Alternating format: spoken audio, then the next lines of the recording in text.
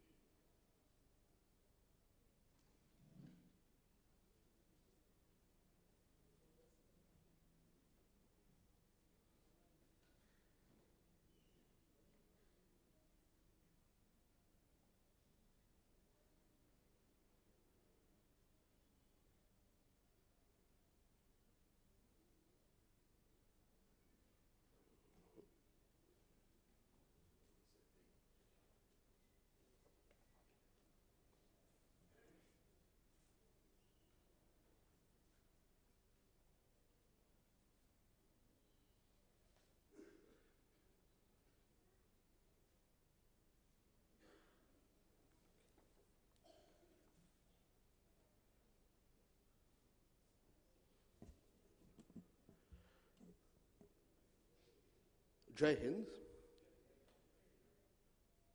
On behalf of Netaji Research Bureau, it's my privilege to welcome you all to the traditional birthday assembly at Netaji Bhawan on Subhas Chandra Bose's 128th birth anniversary. This morning assembly is indeed a tradition. It has been taking place in this space every year for nearly 8 decades. Netaji Subhas Chandra Bose was the one and only soldier-statesman the Indian freedom struggle produced. And he is a global figure of towering stature. Almost 80 years after he left this mortal world and attained a storied martyrdom in the cause of India's freedom, his name is remembered and honored in various countries of Asia and Europe, where his fight for India's liberation took him. We are gratified to have with us as guests today representatives from 3 such countries: Japan, Thailand, and Italy.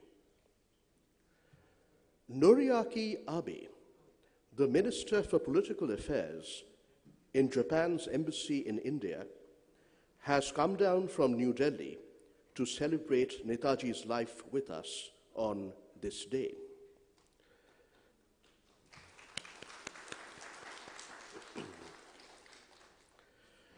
He will address you shortly on Netaji and the future of Indo-Japanese relations. The strategic alliance Netaji forged with Japan is much more than just a precious historical memory. It is, or at least it should be, a key reference point for Indo-Japanese cooperation in the 21st century, when the future of the Indo-Pacific region and much else is at stake. On this day, Netaji's birthday, we remember with gratitude the courtesy and the unconditional support extended to Netaji by Japan's leaders, and especially General Hideki Tojo. And we recall with pride the battlefields of Manipur and Nagaland, where the blood of Japanese and Indian soldiers mingled in the final war of Indian independence. From Thailand, we welcome a delegation of the Thai Bharat Cultural Lodge Association who have joined us from Bangkok. We've had a slight last-minute mishap. The delegation consisted of 4 members, led by Dr. Tirakiat Jaroen Setasin, the current chairman of the Thai Bharat Cultural Lodge, and until recently, the education minister of the government of Thailand. He was coming here with another member of the delegation, the joint secretary of the lodge, Mr. Rajendra Pandey. Due to heavy fog at Kolkata Airport, Netaji Subhas Chandra Bose International Airport this morning, their flight got diverted to Bhubaneswar, so they have been delayed. But we have 2 members of the delegation with us. We warmly welcome you. Mr. Sushil Dhanuka, the Vice President of the Thai Bharat Cultural Lodge in Bangkok, and Mr. Rakesh Matta, the Secretary of the Lodge. The Thai Bharat Cultural Lodge has a distinguished history. It's been established since 1940. On the wall over there, around the midpoint of the wall, there is a striking photograph of Netaji being greeted by INA officers on his arrival in Bangkok in August 1943. Another image, which is currently displayed by the front gate of Netaji Bhawan and shows Netaji in profile in INA uniform and combat helmet, happens to be his last autographed picture. It is signed Subhas Chandra Bose, Bangkok, 17/8/45. 17/8/45. Netaji's relations with Thailand's leaders of the time were warm and close. After witnessing Netaji's performance and speech at the Greater East Asia Conference held in Tokyo in November 1943, Prince Wan Waithayakorn of Thailand said that he now had a true appreciation of what it means to be charismatic. Charisma take bole. Dr. Tirakiat will also address you. Dr. Tirakiat was supposed to address you, but maybe either Mr. Dhanuka or Mr. Matta can fill in for him. Netaji visited Italy many times during his long 3-year European sojourn of 1933 to 36, and also in the early 1940s. In fact, in early 1933, he traveled from Bombay to Europe on an Italian ship, the SS Gange. The Italian Consul General in Kolkata, Riccardo Dalla Costa, is present here, as is Mr. Yamasaki Matsutaro, the Deputy Consul of Japan. Netaji traveled in early 1933 from Bombay to Europe on an Italian ship called the SS Gange, and he disembarked in Italy.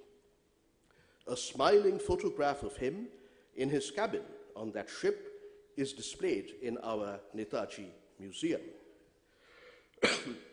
Then, in March 1941, during Netaji's great escape from India, from this house via Gomo and Delhi to Peshawar, and then to Kabul, and from there through Soviet Central Asia to Moscow and finally Berlin, a truly epic journey, surpassed only by his submarine journey round the world 2 years later. In Kabul, Pietro Quaroni, in March 1941, the head of the Italian legation in the Afghan capital, came to Netaji's assistance at a critical moment.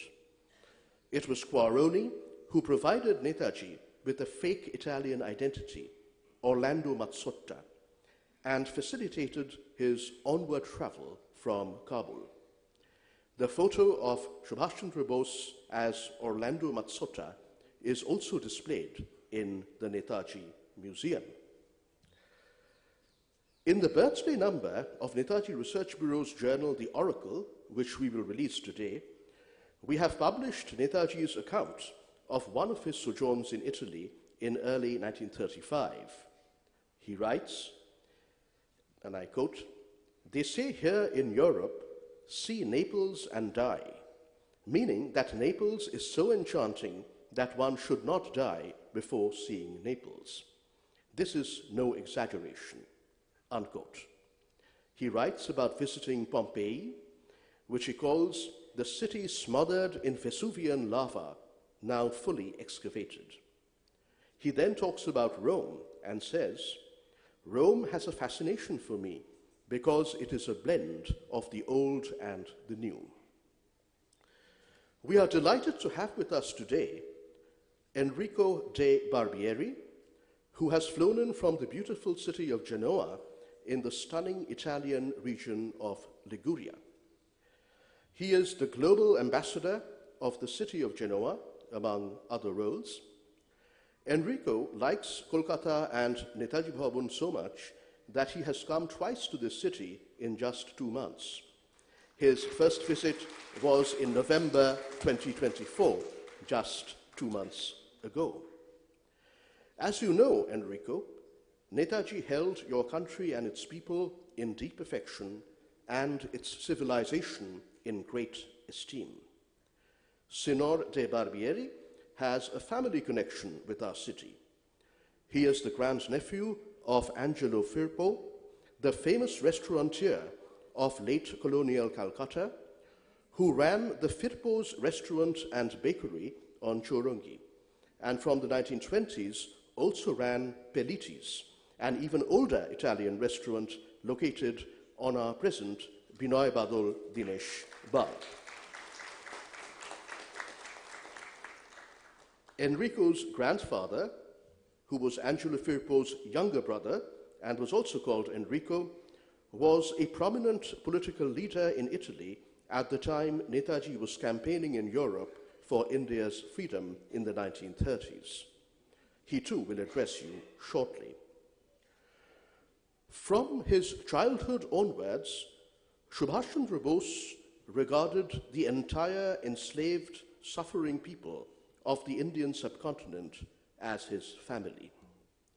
He dedicated his life to their liberation and to our rebirth as a proud nation standing with our head held high in the world. He regarded the people of the subcontinent undivided and whole, and with no regard for caste, creed, or community, as his family. But what about his family in the more immediate sense? I am absolutely convinced that Netaji's family, in that more intimate, immediate sense, are not his blood relatives. They are, rather, his companions in struggle, and especially those men and women who joined him in both military and civilian roles in the final war of Indian independence waged under his leadership from 1943 to 1945. Those heroes and heroines of India's climactic struggle for freedom have, by the law of nature, one by one left this mortal world and joined their immortal leader and supreme commander in paradise. They are all together now, happily reunited in Jannat. The descendants of that great INA family, or the Azad Hind family, can be found all over the world, throughout India, in Pakistan, and in many other countries, including in Southeast Asia. All of them, without exception, take enormous pride that a parent, a grandparent, or a great-grandparent fought alongside Netaji in the final war of Indian independence. Today, we have with us someone, both of whose parents fought alongside Netaji in the final war of independence, the Jang-e-Azadi, as Netaji called it. Anisa Puri is the younger of two daughters of Colonel Prem Kumar Saigal and Captain Lakshmi Swaminathan, as she was then.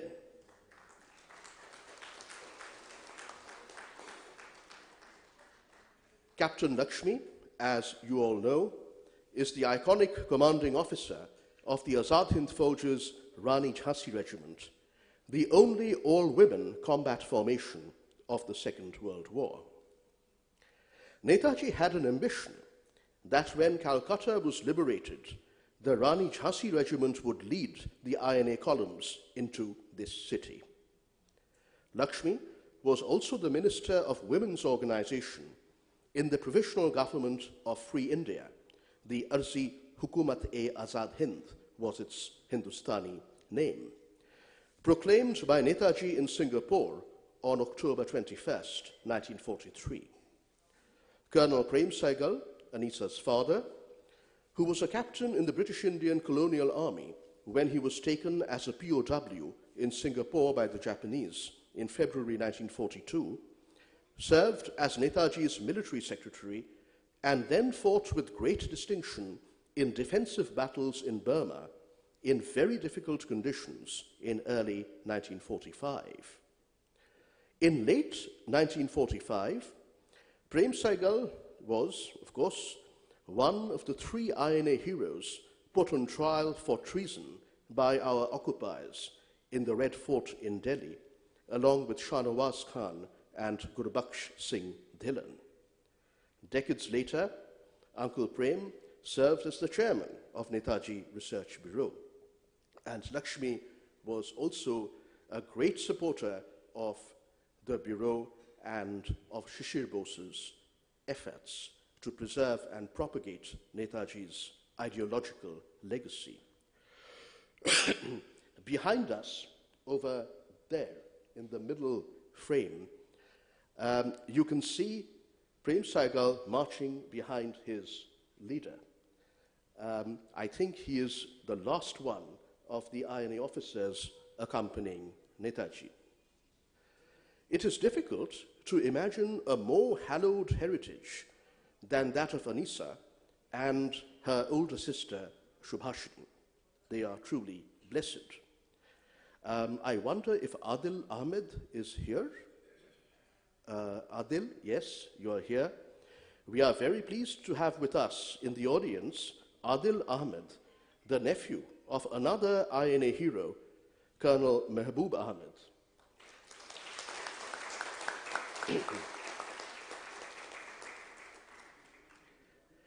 Mehboob Ahmed fought with great distinction in the Hakka Phalam sector of the INA's front line in northeast India, which is on the present Myanmar-Mizoram border. He then succeeded Prem Saigal as Netaji's military secretary in Rangoon.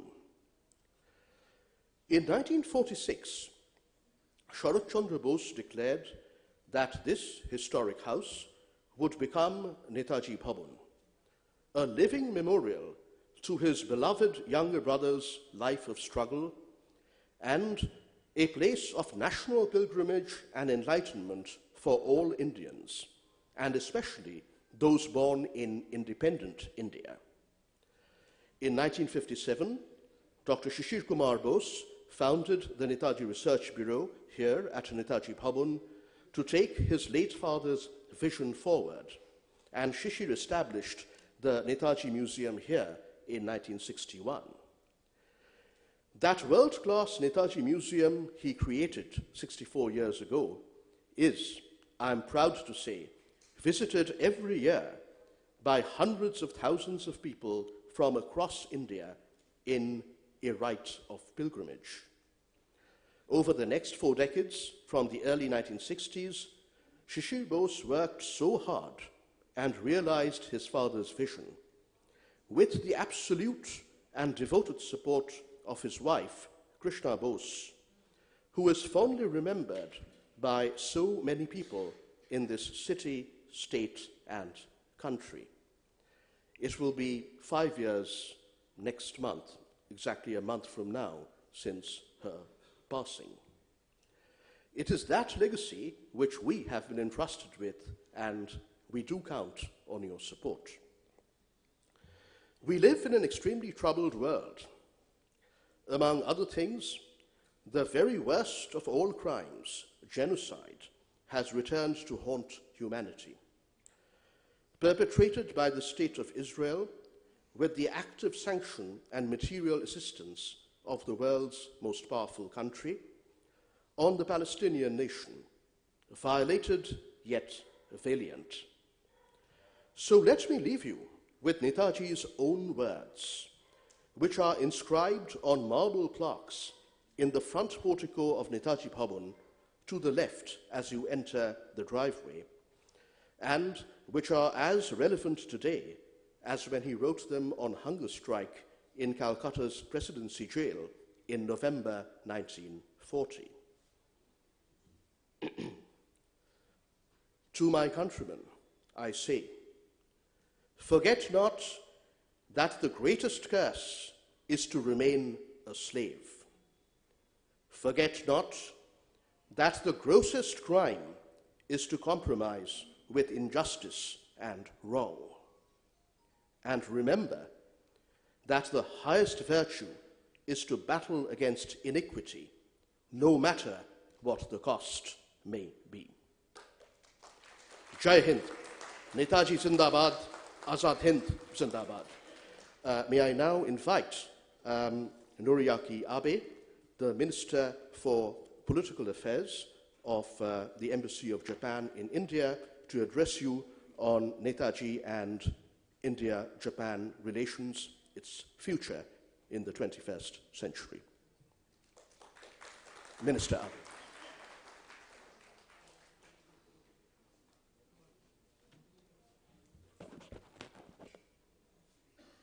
Professor Sugata Bose, Chairman of NETAJI Research Bureau, Professor Sumantra Bose, Director of NPB, honorable organizers, distinguished dignitaries, respected colleagues, ladies and gentlemen.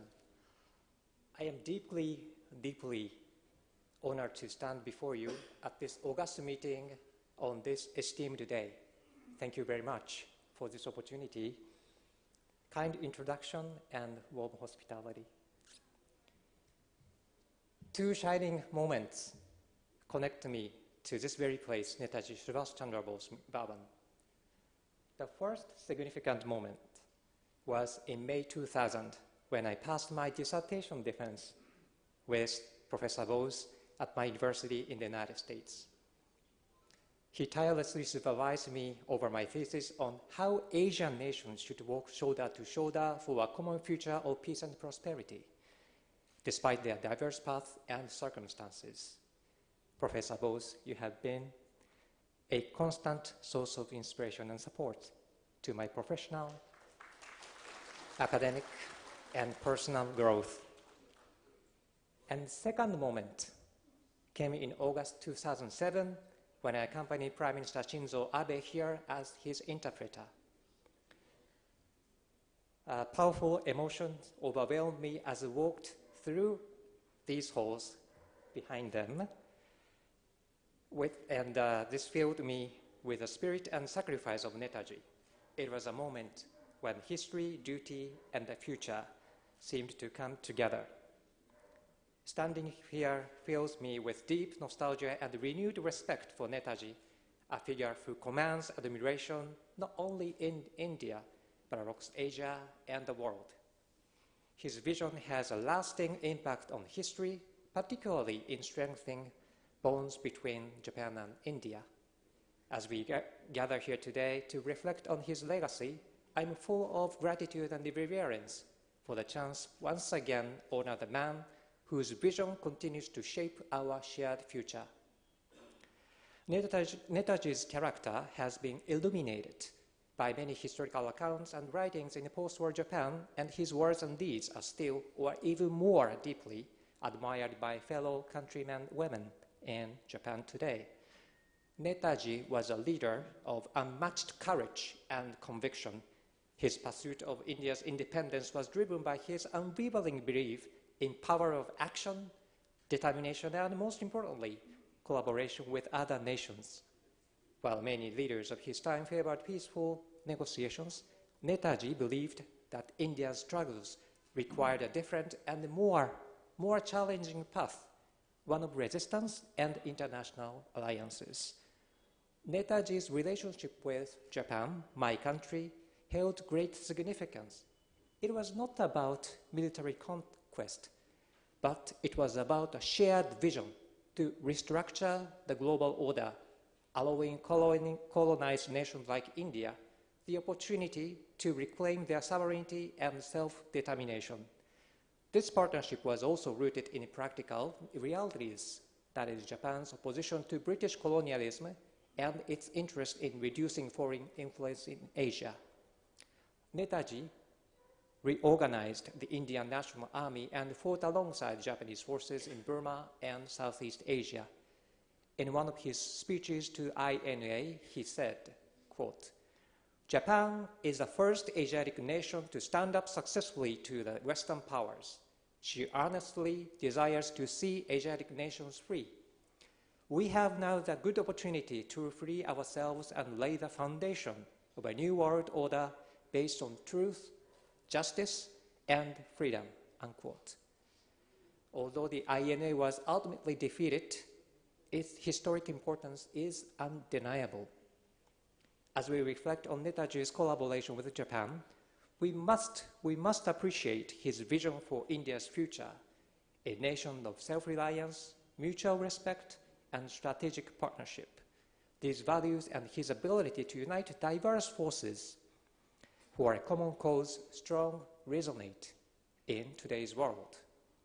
Ladies and gentlemen, as we move into the second quarter of the 21st century, Japan and India face new challenges in the rapidly changing security configurations. The balance of power is shifting and the security surroundings are becoming more complex. In this context, Japan-India cooperation is essential based on our shared democratic values, respect for the rule of law, and commitment to a free and open Indo-Pacific. While the geopolitical landscape has changed, Netaji's legacy and his principles continue to guide our diplomatic efforts. India's growing relationship with Japan is a clear manifestation of our aligned strategic interests and shared goals. Our bilateral economic relationship is strong and continues to grow. We are also seeing increasing defense cooperation in a wide range of areas, including joint exercise in land, sea, and aerospace, information sharing, technology partnerships, and policy dialogues. Maritime security, which safeguards vital sea lanes, is a critical area of focus. On top of that, cybersecurity, critical mineral supply chains, and emerging technologies such as semiconductors, quantum computing, artificial intelligence present both challenges and opportunities for natural strategic partners like Japan and India.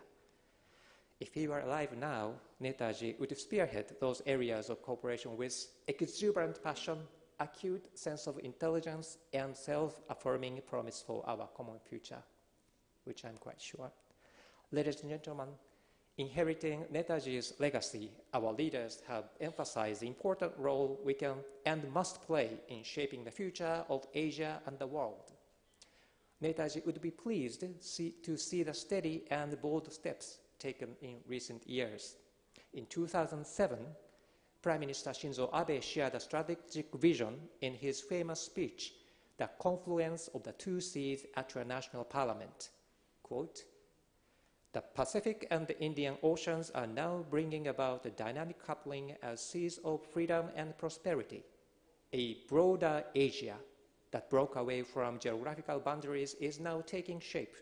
Our two countries have the ability and the responsibility to ensure this expansion and nurture these seas to become the clearest of waters."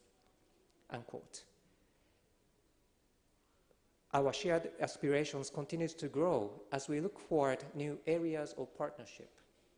The Bay of Bengal and Northeast India Industrial Value Chain concept, in collaboration with Bangladesh and landlocked countries, is an excellent example of sub-regional engagement. Former Prime Minister of Kishida Fumio highlighted to the Indian audience 2 years back that strong connectivity and human capital development are key to strengthening our economic ties, particularly in infrastructure, technology, and clean energy. These initiatives will help foster regional growth and enhance connectivity, especially Netaji's heartland of Bengal. Ladies and gentlemen, as we look ahead, Netaji's outlook reminds of the importance of seeking reliable partners. Our strategic partnership continues to strengthen as Japan and India cooperate with other like-minded nations. Quad, which includes the United States and Australia, addresses challenging while providing tangible benefits to our neighbors.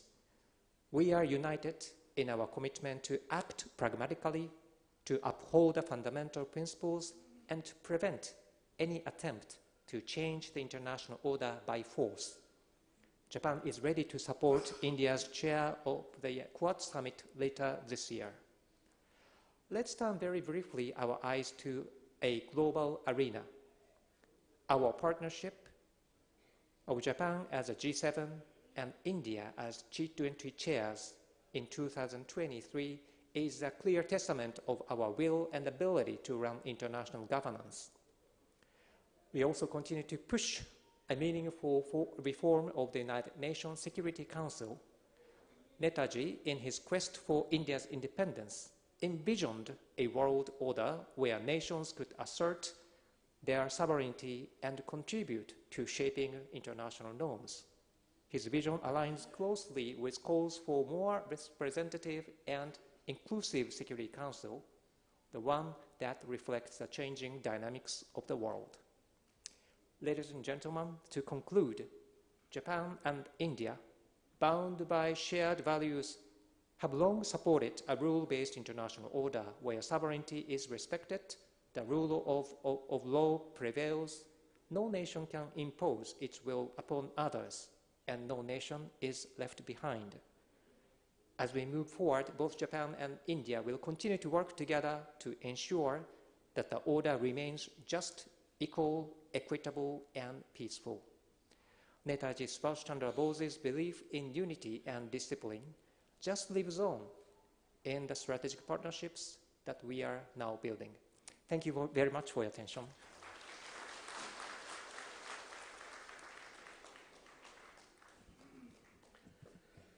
Thank you, Minister Abe. We remember Prime Minister Shinzo Abe with such admiration.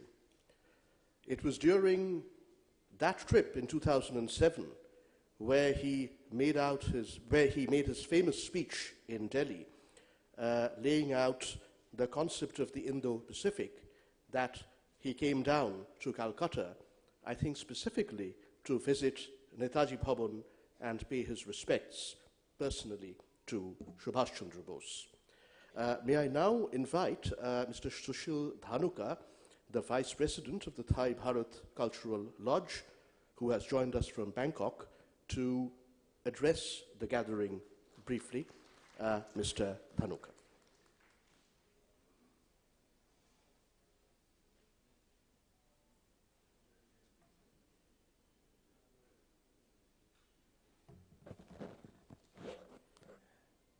Namaskar, good morning. In our Thai we say Sawadee Kap, means Suswagatam. First of all, let me say sorry for my President, Dr. Thirakiat, and Joint Secretary, Rajendra Pandey, who were coming today morning flight, but could not land in Kolkata because of the fog.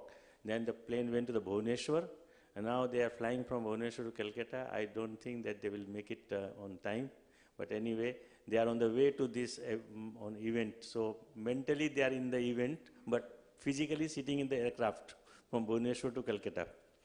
So first of all, I regret that I was not prepared to speak in such a audience which is literate and distinguished. And I also say my distinguished guest sitting on this dais. And all you are here in the morning to celebrate the birth of Netaji Subhas Bose, who is in our heart. This I belong from the Thai Bharat Culture Laws, which already Mr. Bose has explained you that it was established in 1940. But before that, our history says that when Rabindranath Tagore was staying in Bangkok, he thought, after visiting Thailand, that we have got a century-old cultural relation between Thailand and India. Why not we have the one association which worked to bring this gap of the cultural, and then he inspired, and he sent one well-educated and young boy, Prafulla Kumar Sen, who was named after Swami Satyanand Puri.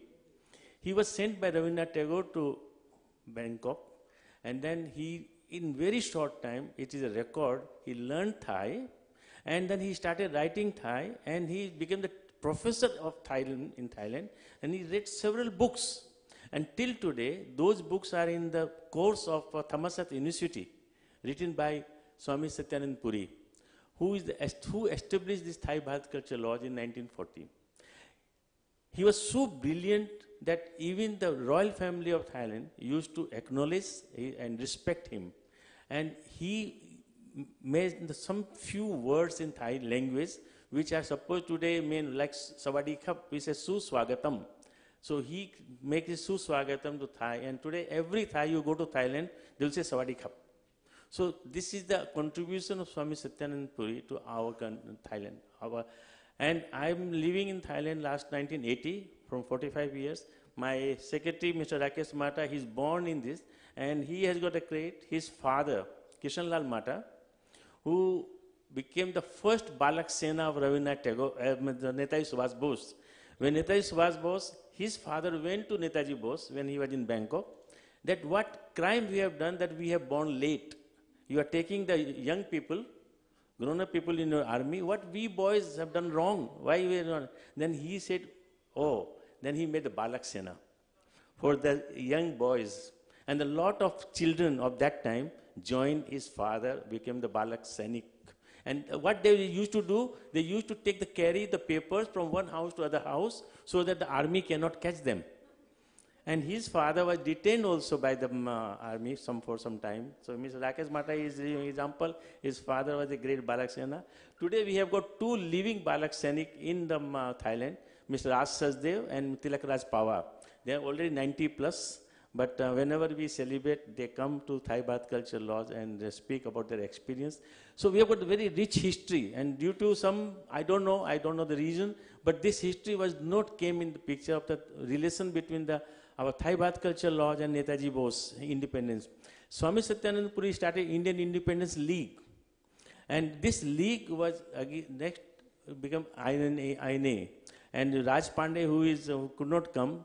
His family was very much involved with Netaji. His grandfather donated 36 acres of land to make this camp for the Netaji Bose. His army was doing practice there. So, and his mother was a soldier in Rani Lakshmi regiment, Raj Pandey's mother, his mother. So those things are, not written in the history.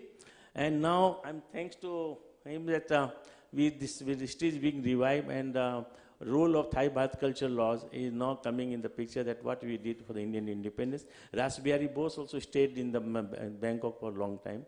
So Netaji Bose has also written some Gitanjali verses in Thailand also, and that place is still there. And Netaji Bose has great contribution to Chulalongkorn University. If you come to Thailand sometime, go to Chulalongkorn, you will see the one building donated by Netaji Bose some money, because Netaji Bose contributed to make that building, and there's an auditorium there. Netaji gave the lecture in from auditorium. Any event we do in that auditorium, we always remember Netaji. Netaji was sitting here, speaking from here. You see all those sentimental, our relations are with the Netaji. Again, coming back to Thai Bath Culture Laws, this association, only association in Bangkok, Thailand, which is run by Thai and Indian both together. All associations, Indian association, Bengali, Marathi, Bengali, all these associations are there. But Thai Bath Culture Laws is a non-political, non-religious, is a totally to bring the gap between the Thailand and India on the cultural and educational relations. And it is always, our president is one of the renowned person of Thailand. Today our president is Dr. Thiraket, who is ex-education minister of Thailand. He is a very educated and lot of people. Sorry that today, because of the Calcutta fog, he is not able to hear. But anyway, next time, anytime, now the relation is being built up, so we can come again and again. But Dr. Thiraket has got a long thing. He was prepared to speak to you today. And whatever I'm speaking without any preparation, because I was not knowing that I have to come to the dais and speak in front of learned and this audience. So I'm feeling I'm very small to speak in front of all these lot of people.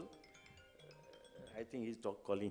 So this again, in very short, I want that any of you come to Thailand, please do visit Thai Bath Culture Laws. We have got the memories of Swami Satyanand Puri. We have got a library, Swami Satyanand Puri library there. So we maintain the library, students come there, research scholars come there, and they will find the old books there, and then they can find out. And we have got the memories of Rabindranath Tagore. Rabindranath Tagore has got a very good respect today because of his contribution in Thailand. and he stayed there, and he got that time he met with the royal family of Thailand, and we feel indebted because he inspired this Thai Bharat culture laws. Until today we are working on that line, and we have been assisted by Indian Embassy. There we are working close because Indian Embassy has also got the Swami Vivekananda Cultural Center, which is for the promoting the same thing. But since we are very old, we are working together with them. And I invite you all people, whenever you come to Bangkok, because Bangkok is very near to Calcutta. It's like a Bangkok, Delhi, and Delhi, Calcutta to Bangkok is very near. So when you come, please do come to Thai Bharat. Inform us, we'll do something. And anything which is bringing the cultural gap between these two countries, great countries, because of the centuries-old relation with Thailand. Thailand used to be named Siam before. After Siam became the Thailand. So we have got in Siam, you will find our literature, old literature also name of Siam. So, and you will find, I think a lot of people must have been to Bangkok sitting here. I am 100% sure because India is, last year India was the third country in the number of tourists went to Thailand. 2 million over tourists from India visited Thailand last year. So, and it is increasing. This year we are targeting about 3 million Indians to visit Bangkok. So we are number 1 is China, number 2 Malaysia, number 3 is India. But Malaysia is a national figure because morning they come and evening go to computer in and out, make the number more. But in fact, number 2 is Indian tourists there. So Indian has got a very good respect there. And now because of Indian tourists are going, so government of Thailand is also very much towards the building relation with Thailand. And political relation, I'm not talking about those things, but today cultural relation, we have got a strong relation with all the audience help. We can develop this relation more and more. Thai Bharat culture is also will be working with them more closely. And I hope Mr. Raj Pandey would have been here because he has got personal memories because his family was much involved. His mother was the soldier, his grandfather, whole family. And Raj Pandey's family is one of the oldest family in Thailand. He's over 300 years old. He's maybe 5th or 6th generation in Thailand he's living. So anyway, I will not speak more because time is short. And once again, I invite you all to this thing whenever you come, and our old memories. I will send up all my documents and with the relation with the Thai Bharat culture and Netaji to you, and then we can make up and some research. Anything anybody wants to do some research also, we can come, and we have got a small guest house where we have them staying, so we can arrange all those things for the research on the Netaji Bose, because this is the right time where we have to make Netaji history more known to the normal common people of India. They should know what is the contribution of Netaji of bringing India independence. And I feel strongly that the contribution of Netaji was not the true way it is being written. So today we should make all efforts that Netaji's contribution towards the independence of India should brought to the young people of India today. They should know what is the contribution of Netaji Bose. So again, thank you for all. Thank you, sir, to give us the opportunity. Jai Hind. Mr. Dhanuka, please sit there. Thank you, Mr. Dhanuka. That was fascinating. Can I now invite Signor Enrico De Barbieri, who has flown in from Italy, to address you all briefly.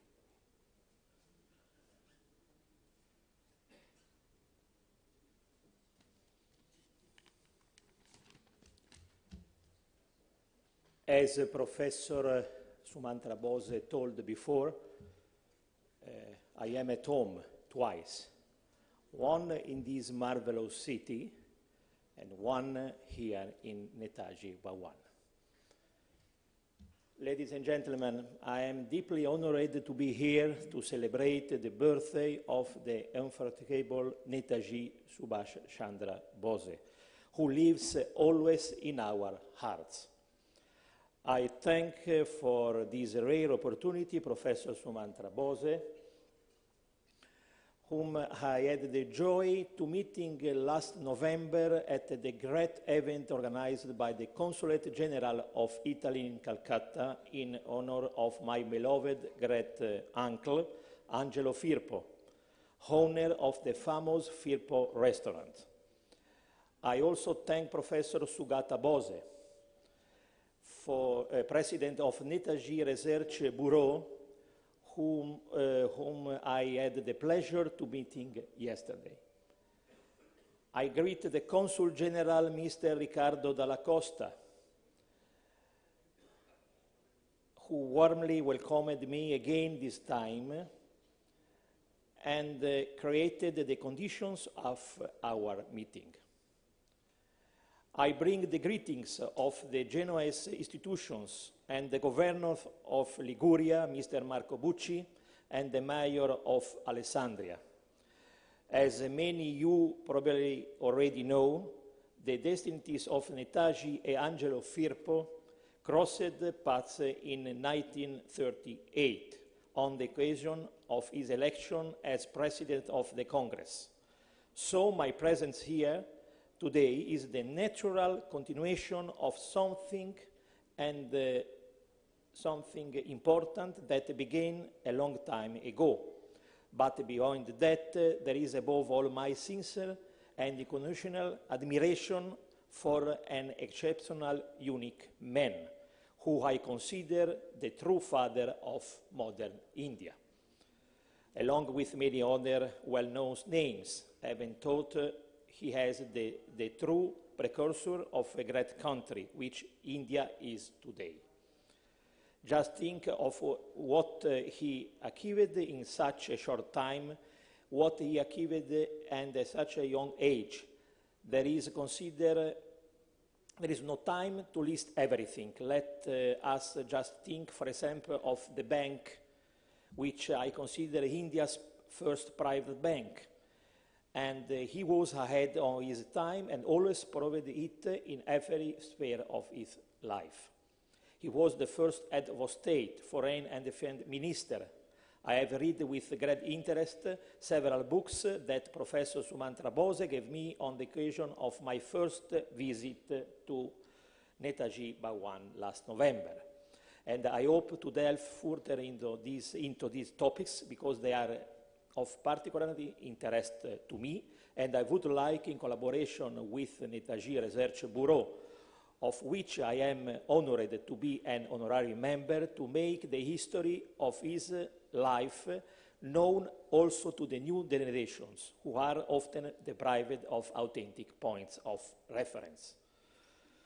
On my mother's side, I come from a family of patriots, and I am from Genoa, which has a historical link to the Italian Risorgimento, and where, among other things, our national anthem was born, as well unification of Italy.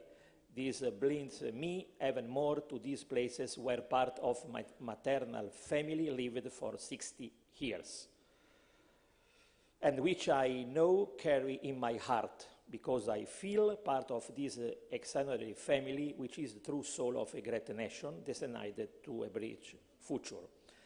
I would like to share with you a coincidence that unites us further. Today's date coincides with the feast day of Mother Michel, an important religious figure from Alessandria, which is Mr. Firpo's hometown, and which he knew and also supported personally for her charitable activities. Finally, let me remember with deep gratitude Dr. Sisir Bose and Professor Krishna Bose, who sacrificed their entire lives for Netaji and his ideals, which I fully share. Jai Hind. Thank you.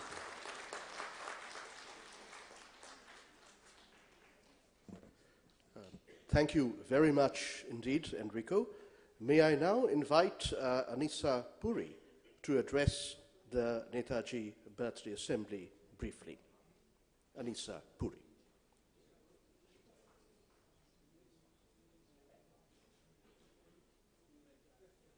Namaste. I'm in Calcutta for a personal visit, but of course for our family, coming to Netaji Bhawan is a pilgrimage. My parents had the deepest admiration for the work done by Dr. Sisir Bose and Krishnadi, and of course now carried on by their illustrious sons. It's wonderful to see so many women and students here, because I think Netaji's legacy, our generation certainly has messed up very badly, and we can only hope that the next generation will carry forward his dream. As my parents said, his dream was always for an independent, but an equality, economic and social equality as well. That, I'm afraid, is nowhere near achieved, and especially as my parents unfortunately lived in the cow belt of Uttar Pradesh. Things, I mean, in Calcutta is far more progressive and enlightened, but our cow belt, I think, is a drag on the rest of our country. And it's very sad, the situation there. As Sumantra has said, we are living during very troubled times, and a lot more has to be done. I think our greatest tragedy for our country was Netaji not returning to India, because he was, I mean, his vision and statesmanship, there was nobody. And my parents never encouraged any of the talks about Netaji being alive and, you know, all the 3 commissions that were appointed. They used to say this is all rubbish. There was nothing that would have prevented Netaji coming back to free India. So, you know, we have just lost out on a huge, that was the biggest tragedy for our country. It was also very sad that Panditji, on the advice of Lord Mountbatten, did not take back the British Indian Army soldiers into the INA, because my father was a true soldier at heart, and he always talked only about the army and, of course, his INA days. And he was, you know, he grew up during the nationalist movement, and so it was obvious. Of course, a lot of people said people joined the INA only because the POWs were treated very badly. That's all rubbish. He had a true nationalist spirit, and, you know, and having a leader like Netaji, that is why he joined the INA. My mother, of course, coming from, you know, both my parents came from a very privileged family, so my mother always had this thing that she must give back to society, and she worked as a doctor and did whatever she could do, you know, for the poor people. So we are very lucky to have grown up in this great legacy of Netaji and my parents who, you know, believed in his vision. And we are most grateful to Netaji Bhawan for carrying forward for future generations to see and all the writings that Netaji has done. So thank you very much, and I especially appeal to the youth that please read about Netaji and carry forward his message. Forget all these rubbish controversies of whether he was alive or not alive and how he died. This is all meaningless, and please work for us for equality, economic and social equality in our country. Thank you very much. Jai Hind.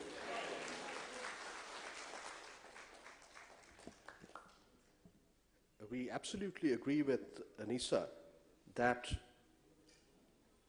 the task before us is to understand Netaji's ideals and propagate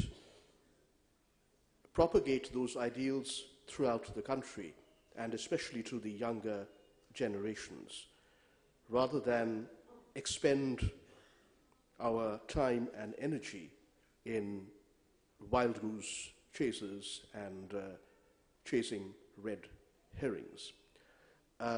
We will now have a very quick, it'll just take a minute or two, release of a few publications. The first publication is a new edition. This is Netaji Research Bureau's own work. Volume 9 of the 12-volume Netaji collected works, edited by Dr. Sisir K. Bose and Sugata Bose. We are releasing a new edition with a fresh foreword written by Sugata Bose today, and this 9th volume of the 12-volume Netaji collected works, published by Netaji Research Bureau, covers his 15 or 16 months as Congress President from January 1938 to May 1939, Congress President, articles, speeches, and statements.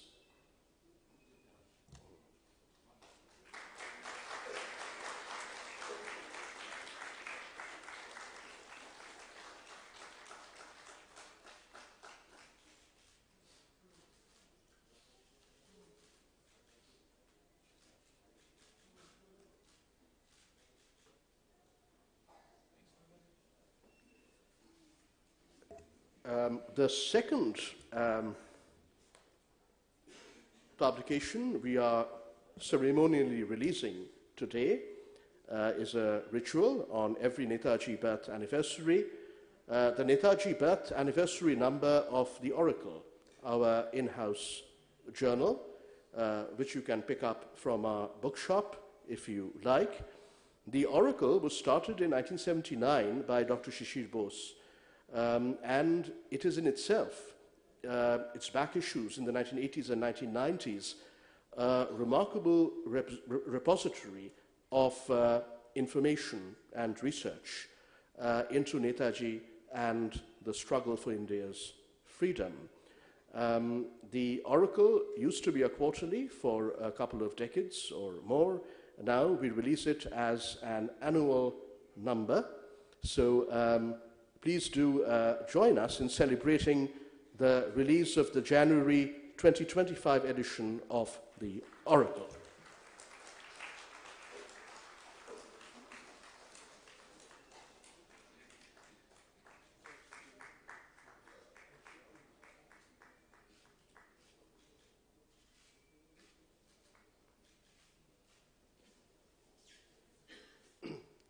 And finally, we have a brochure titled Portraits, an exhibition of unseen classics. Some of you know that we have been having a temporary exhibition in our Sharad Bose Hall. It's going on until Sunday, Republic Day, so do take a look if you haven't already.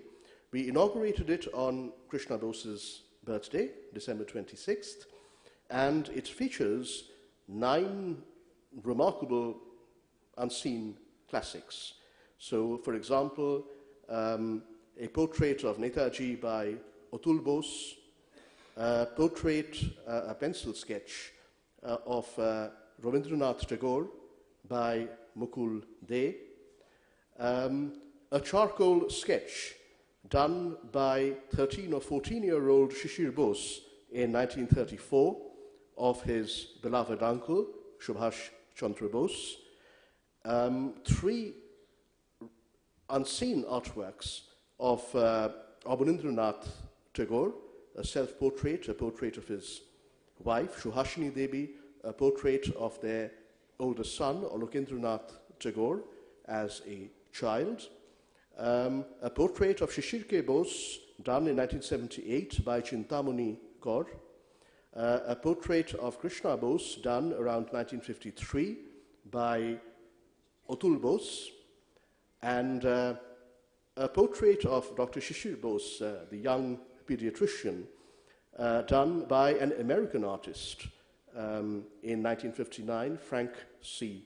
Bensing, when Sisir and Krishna Bose were in the United States for a year and a half in 1958-59. It's really a wonderful brochure in which we have reprinted all of these precious artworks.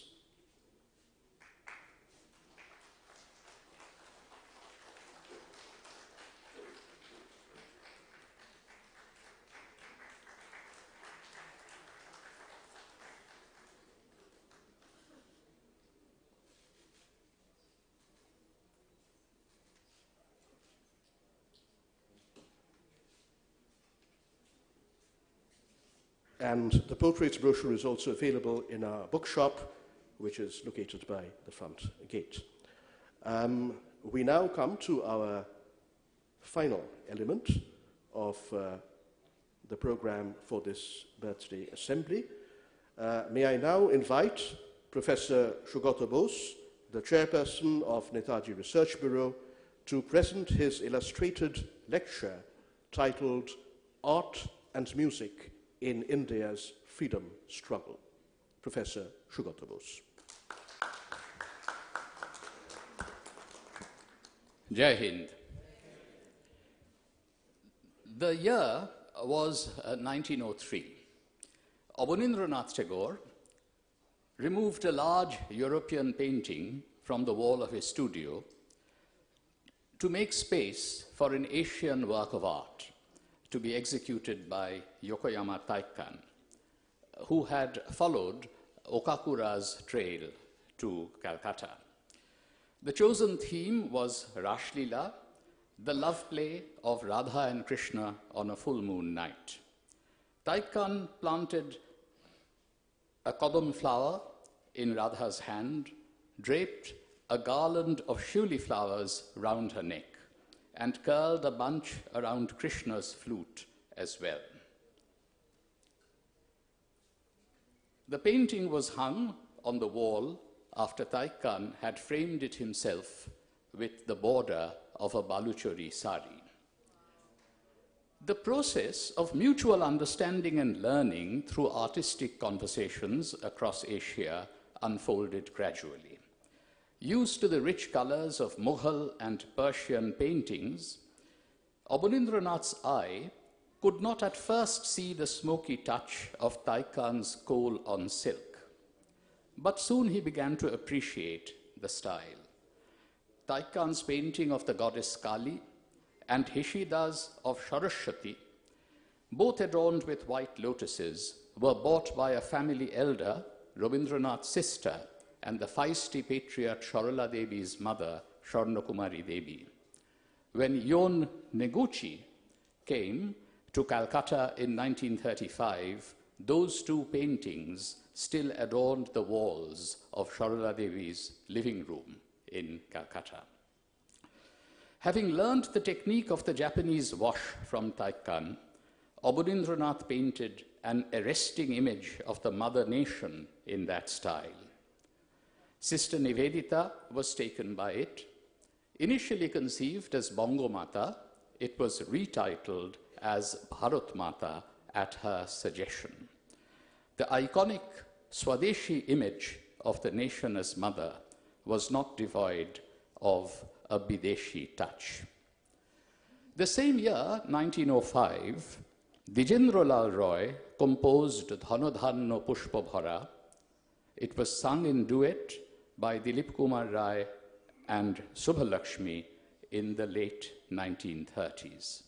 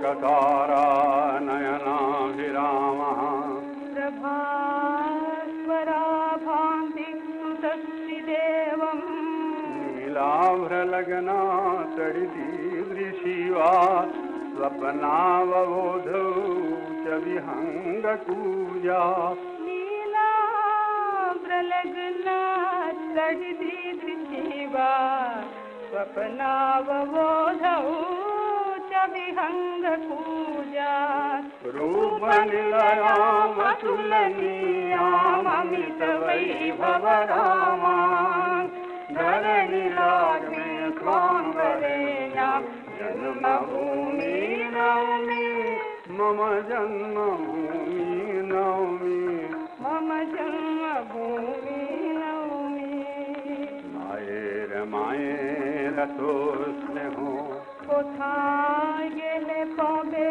কেহ মা তোমার চরণ দুটি পক্ষে আমার ধরি আমার এই দেশেতে জন্ম যেন এই দেশেতেই মরি আমার এই দেশেতে জন্ম যেন এই দেশেতে মরি এমন বেশি কোথাও খুঁজে পাবে না কো তুমি সকল দেশে রানী সে যে আমার জন্মভূমি সে যে আমার জন্মভূমি সে যে আমার জন্মভূমি रूप नीलयामा तुलनीयामित वैभवधामा धरणी रामी स्वांवरेया जन्मभूमि नवमी मम जन्मभूमि नवमी मम जन्मभूमि नवमी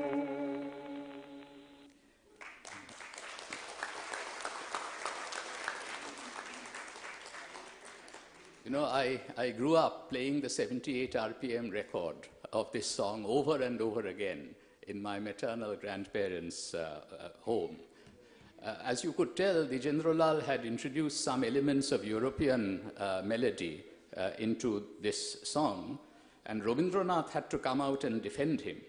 Some wish to banish the General from the domain of Indian music because his songs have the influence of European melodies.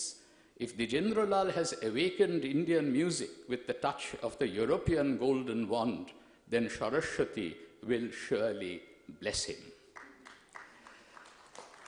The General had inserted this song into his historical drama Shah Jahan, which premiered in the Minerva Theatre in the heady days of the Swadeshi movement. The same European melodic features are evident in the General's song Bongo Amar Janani Amar, albeit now based on a different raga. Dhanodhanno was in Misra Kedara, this one is in Misra Jhinjit. Composed at the instance of the famous scientist Jagadish Chandra Bose, this song lent fresh vigor to the tumult against Curzon's partition of Bengal. Its final verse offered hope in the midst of despair.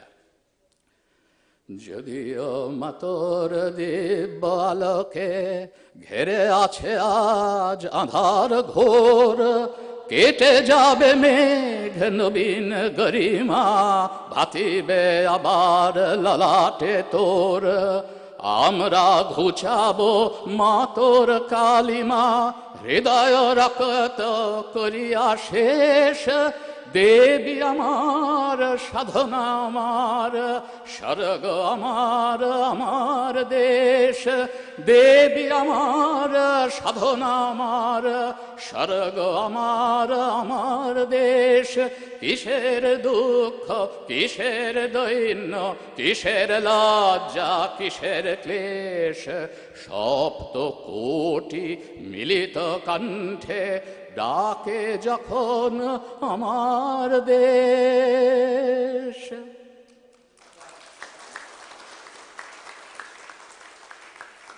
Dilip Kumar Roy can serve as a good guide to explore the vast terrain of music and freedom, along with all its border-crossing possibilities. He was, of course, a very close friend of Subhas Chandra Bose, both in Presidency College, and then they were together in Cambridge. Dilip Roy studied mathematics, but mathematics and music have a very intimate relationship. So he also learned European music. In Italy, he was impressed by the rich tenor of Beniamino Gigli, who had been giving voice to Mephistopheles at La Scala, conducted by Arturo Toscanini. And in Germany, he was taken by Beethoven's Moonlight Sonata and the songs of Franz Schubert. His European studies had convinced him that Indian classical music was in desperate need of forging a deeper relationship with literature. Now, in the Swadeshi days, the links across Asia were primarily cultural, suffused with an anti-colonial spirit. It was during the 1910s that there was also scope for both intellectual and political daring. There was a young scholar, Binoy Kumar Sharkar, who went to Japan and China in 1915 and 1916. In Japan, he had a conversation in the office of the journal Kokka about Indian art. And Binoy Sharkar was able to capture the difference in the experiences of his travel in Euro-America and Asia. After spending several months in Japan, he wrote, "In England and America, I understood the language of the people. I could converse with them in their mother tongue, yet I felt oddly out of place in those societies. I have not understood the language of the men and women of Japan, yet standing on any street in any city or village, I have felt as if I have been watching the scenes of Calcutta." And he added that in its heart and mind, Japan is a part of Asia. It has only imported some scraps of iron from Euro-America. Binoy Sharkar was admitted into the circle of scholars and artists in New York and Boston during 1914-15 and again 1917-1919. Yet it was his feeling oddly out of place, kapchara, recorded candidly in his writing, that was depicted in Florine Stettheimer's oil painting Studio Party that you see on the screen. 1924 was a year of some importance in a series of Asian crossings.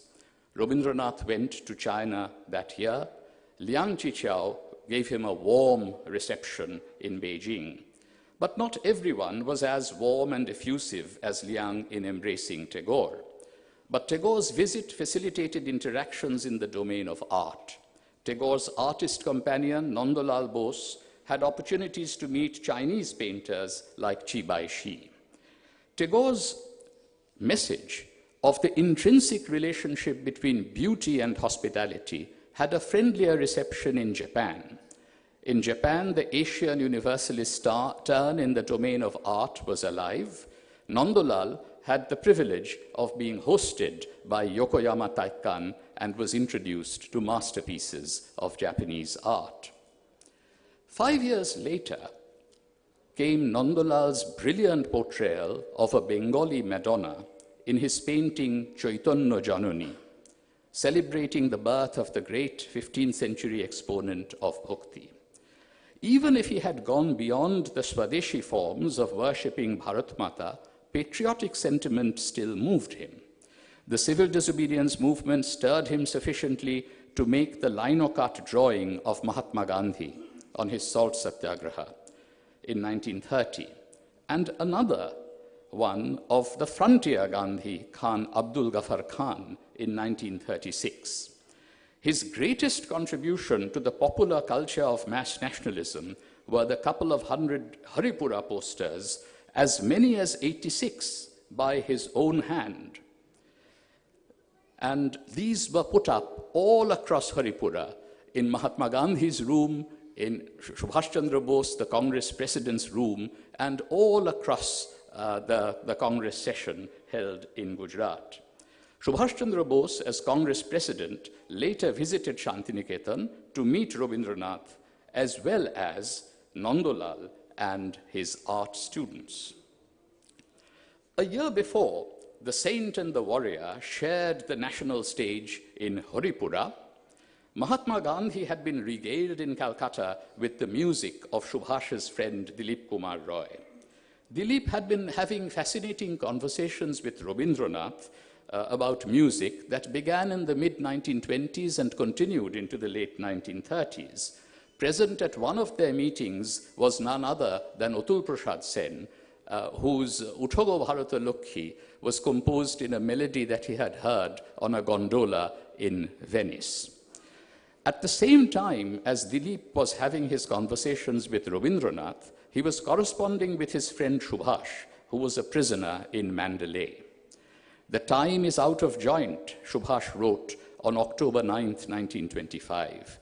He urged Dilip to flood the country with songs and recapture for life the spontaneous joy we have forfeited. He who has no music in his composition, he wrote, whose heart is dead to music, is unlikely to achieve anything great in life. Now, he urged Dilip to spread the Gombhira music of Malda. He also said that Burmese folk music and art had impressed him greatly. Dilip sent a letter from Subhash to Rabindranath, who wrote, "Subhash has written a very fine letter. I was gratified to know about the qualities of his head and heart through the letter. What Subhash has said about art is unexceptionable." Subhash Chandra kept a Ganer Khata in Mandalay. And of course, there he had transcribed, among other songs, Amar Shonar Bangla. I sometimes feel he mused in a letter to Sharat Chattopadhyay, as if Rabindranath expressed the emotions of a prisoner when he wrote Shonar Bangla, Ami Tomaye Bhalobashi. And even though he transcribed this song, and also Tagore's song, O Amar Desher Mati, in a prison notebook, his favorites extended well beyond the patriotic oeuvre to include 4 love songs by Dijendralal, 2 kirtans, and the Vidyapati Bhajan, Kaha Jivana Dhano Brindavana Prano, Kaha Meri Hridaya Ki Raja. Promita Mullik and I, along with a few others, have recorded some of these favorite songs of Subhash Chandra Bose. Subhash believed that the songs of Qazi Nazrul Islam, the revolutionary poet laureate of Bengal, had been enriched by the composer's lived experience of the colonial prison. After his release from Mandalay, he taught some of Nazrul's songs, including Kararoi Loho Kapat, to his young nephews and nieces. My father, Sisir Kumar Bose, has written that his uncle would often hold musical soirees to raise funds for the freedom struggle and for humanitarian causes.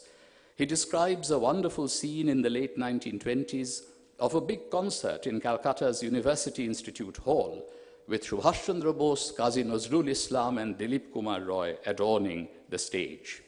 Nazrul performed his famous song, Durgamogiri Kantaramuru Dustaru Parabarahe, swaying a gong to accompany himself. Dilip entranced the audience with his popular rendition of Rangajoba Kedilo Torpai. Years later, Shishir sang the patriotic songs of Nazrul and Dijendralal as he drove back in his Wanderer car from Gomo to Calcutta after seeing off his Ranga Kakababu on his great escape of January 1941, and later on in solitary confinement in the Lahore fort and then in Lalpur jail. Netaji himself taught Nazrul's Durgamogiri to the women leaders of the Rani of Jhansi regiment in 1943, and I have actually heard this from none other than Anisa's mother, Lakshmi Saigal, and also Janaki Thevar. When news came in 1929 of the death of Jotin Das in Lahore, after a 2-month-long hunger strike, Rabindranath composed what was perhaps his finest song on sacrificial patriotism, Sharbo Kharbo Tare Dahe Tobo Krodho Daho. It could be translated as, all meanness is devoured by the fire of your anger. O God, give us strength. Have mercy on your devotees. Sweep away, Almighty, what is false and petty. May death be dwarfed by the ecstasy of life.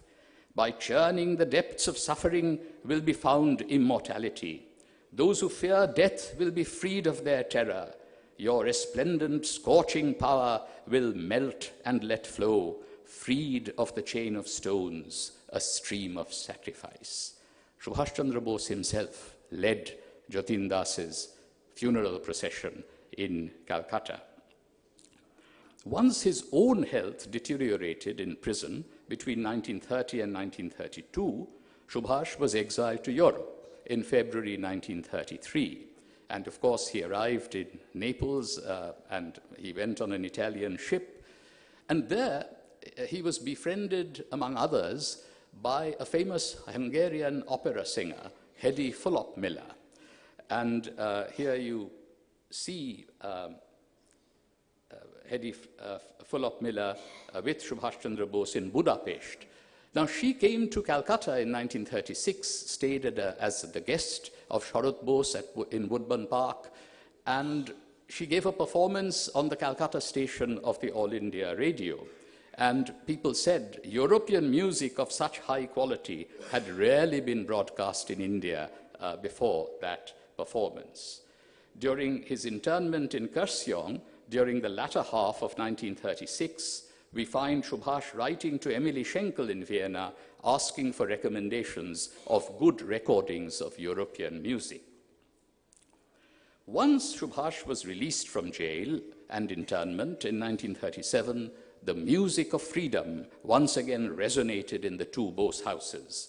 The Bose brothers would listen to Dilip's patriotic songs with tears flowing down their cheeks. During the All India Congress Committee meeting and its aftermath in October and November 1937, Mahatma Gandhi lived in Sharad Bose's Woodburn Park home. His prayer meetings were held on the terrace of the large mansion.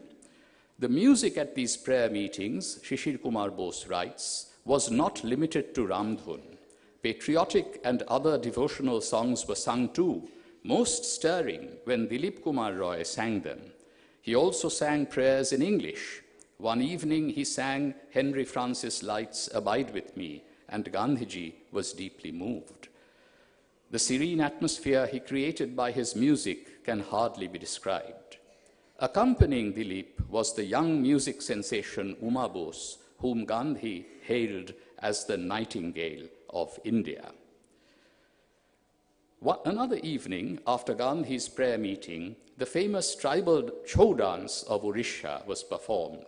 It looked as if our terrace might collapse, Shishir writes, under the impact of so many dancing feet.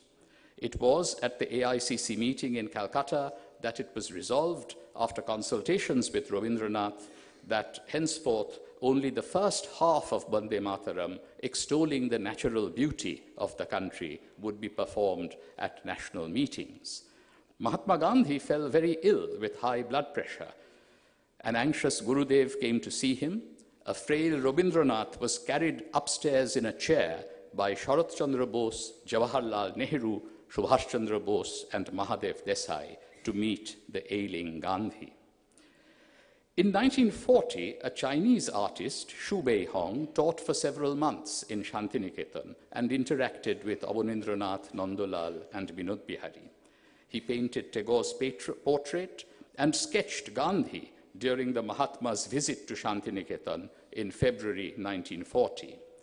From Shantiniketan, he traveled up to the hill station of Darjeeling, where he captured the magic of the Himalayas in ink and in oils.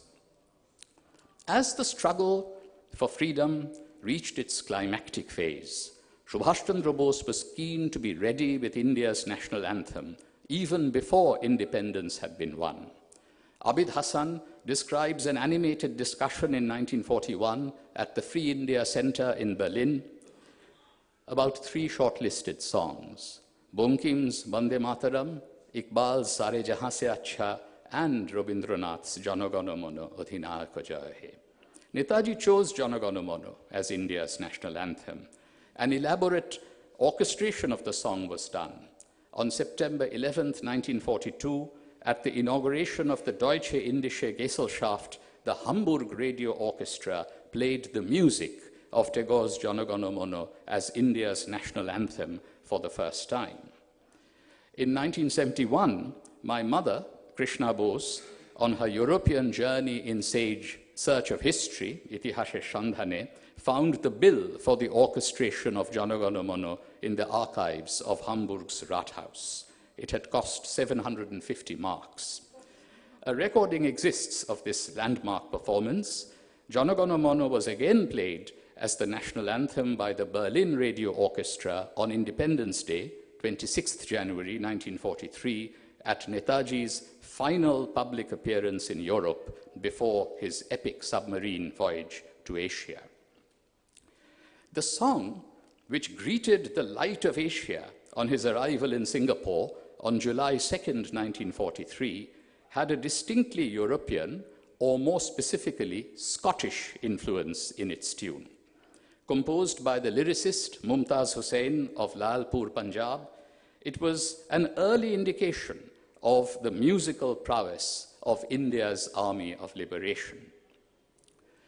Subhash ji वो जान हिंद आ गए है नाज जिस पे हिंद को वो शान हिंद आ गए सुभाष जी वो जान हिंद आ गए है नाज जिस पे हिंद को वो शान हिंद आ गए खुशी का दौर आ गया निशात बन के छा गया एशिया का आफताब एशिया में आ गया सुभाष जी वो जान हिंद आ गए है नाज जिस पे हिंद को वो शान हिंद आ गए Subhash ji By the time Netaji arrived in Southeast Asia, his home province, Bengal, was being devastated by a famine. He had tried to send rice from Burma, an offer that the British nervously suppressed.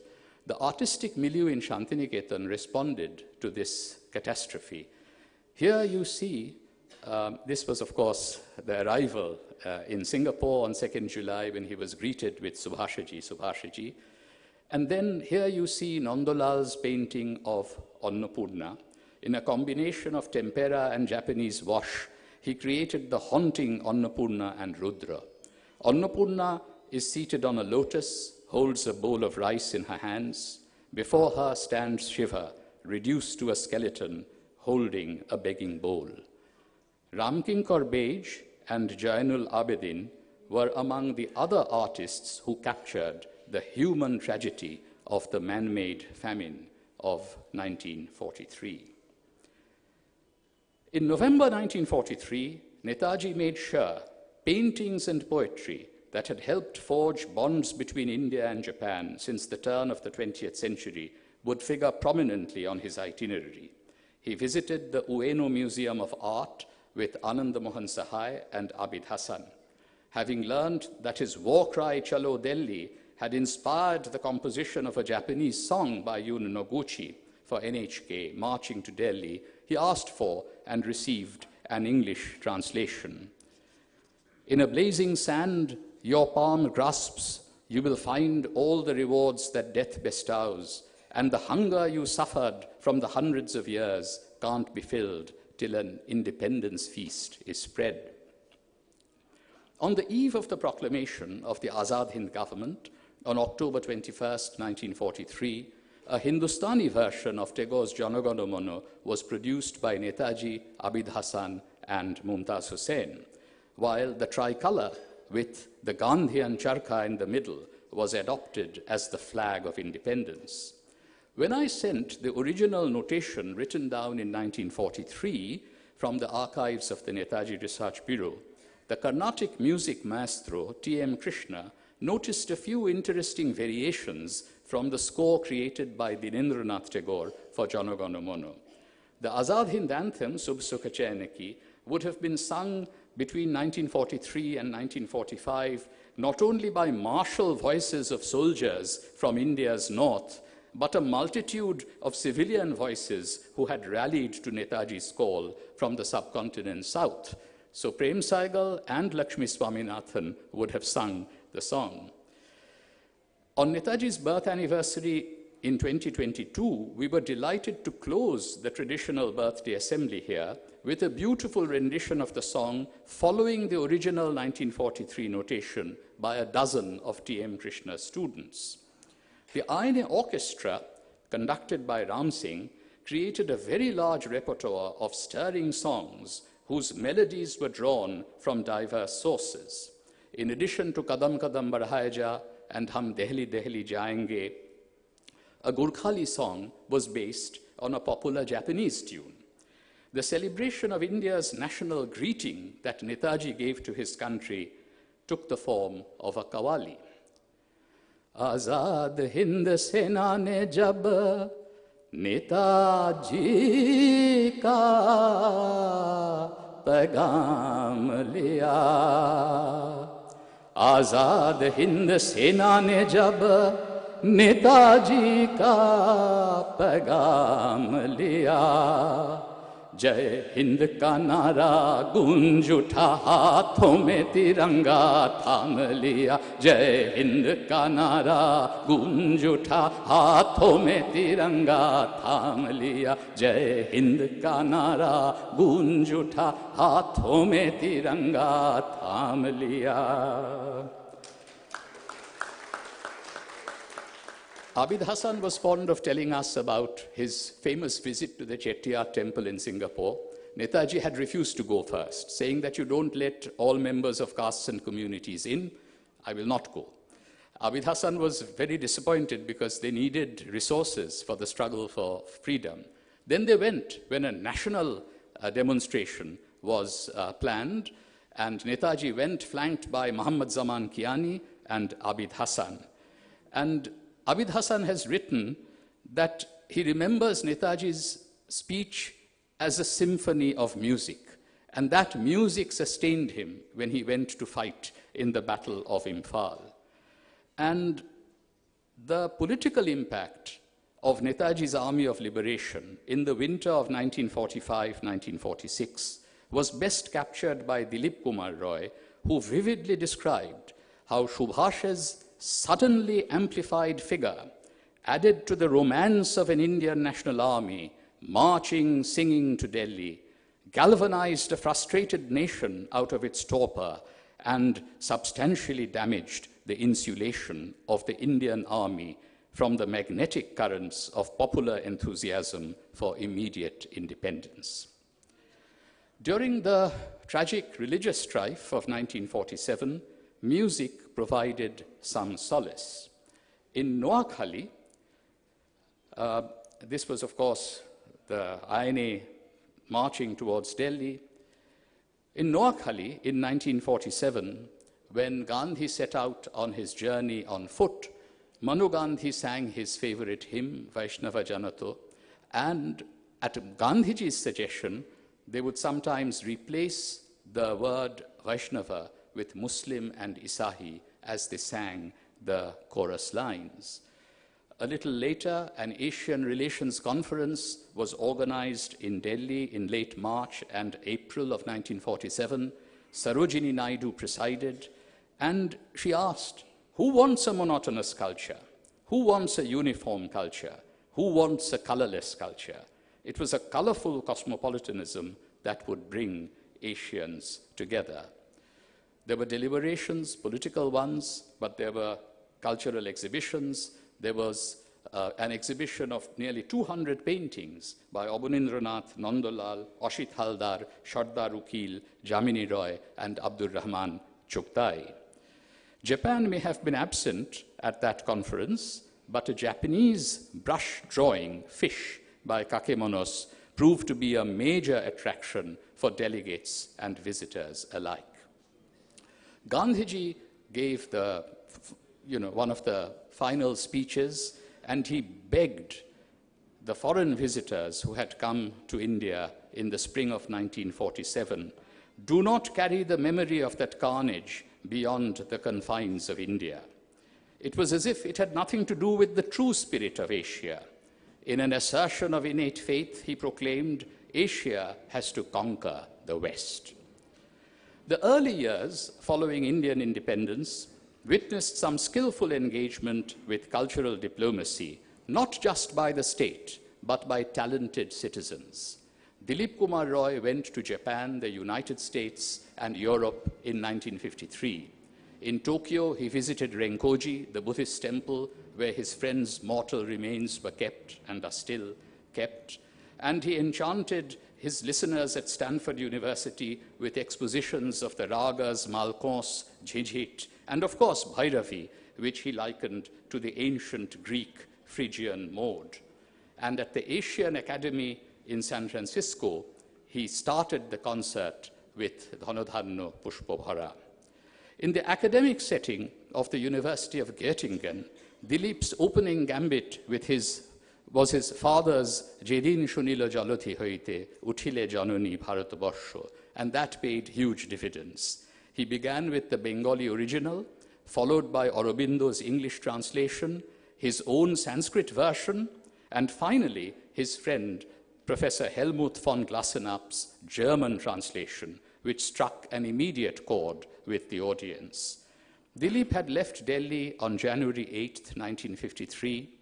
Once he landed in Bombay on August 27th, he could only sing to himself, "Amon deshti kothao khunje pabe na ko tumi, shokol desher rani, o she shokol desher rani, o she shokol desher rani sheje amar janmabhumi, sheje amar janmabhumi, sheje amar janmabhumi." Indian cultural diplomacy in revolutionary China required a somewhat different set of musical selections. Debabrata Biswas persuaded the sitar maestro Vilayat Khan to join him in presenting Tagore's popular song, Tomar Holo Shuru, Amar Holo Shara, that promised a beginning at every end. Vilayat's prelude and interlude in the Iman Raga took Debabrata's vocal presentation to new heights. In Shanghai, a new element was added to the cultural performance, with Damayanti Joshi dancing to Debabrata's rendering of Tagore's Nrityero Tale Tale.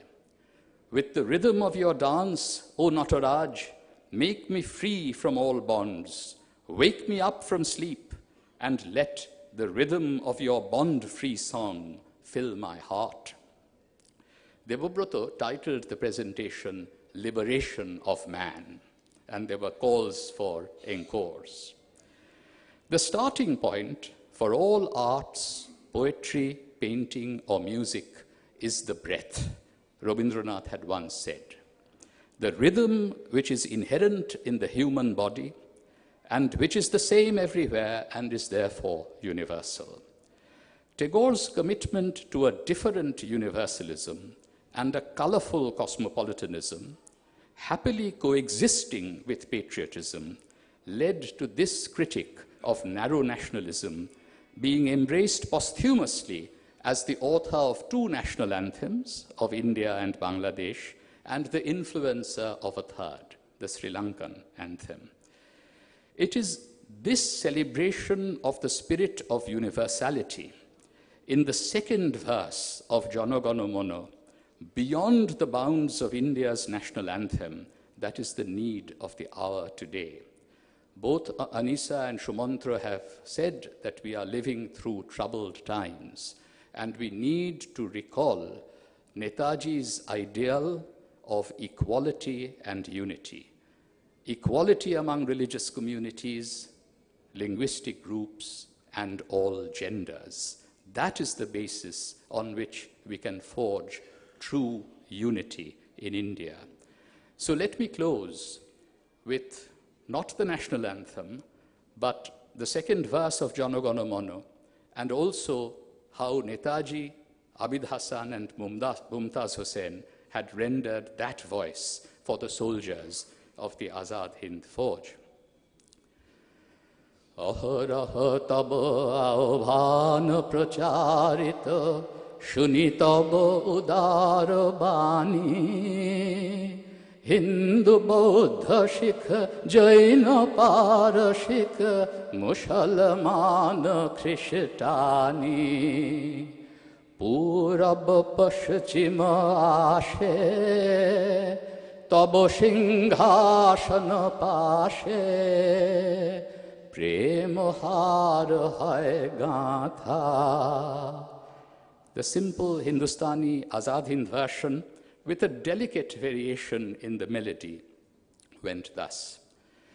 Sabke dil mein preet basaye teri meethi vaani har sube ke रहने वाले हर मजहब के प्राणी सब भेद और फर्क मिटा के सब गोद में तेरी आके गुंथे प्रेम की माला सूरज बन कर जग पर चमके भारत नाम सुभागा सूरज बन कर जग पर चमके भारत नाम सुभागा जय हो जय हो जय हो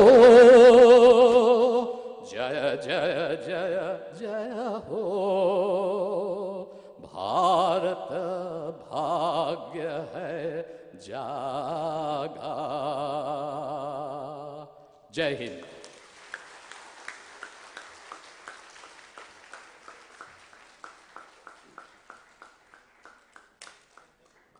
That's the Azad Hind government standing to the national anthem. A word of apology. When this auditorium, called the Netaji Pavilion, was inaugurated in 2018 by Professor Krishna Bose, the then chairperson of Netaji Research Bureau, we tried to make it as big as possible within our space constraints.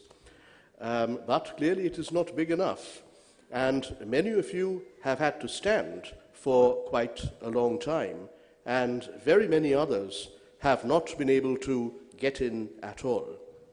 The good news is that we have live streamed this entire birthday assembly to a national and global audience.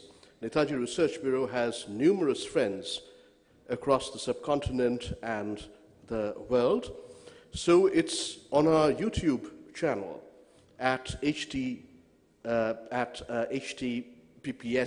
netaji.org. Very easy to remember, netaji.org.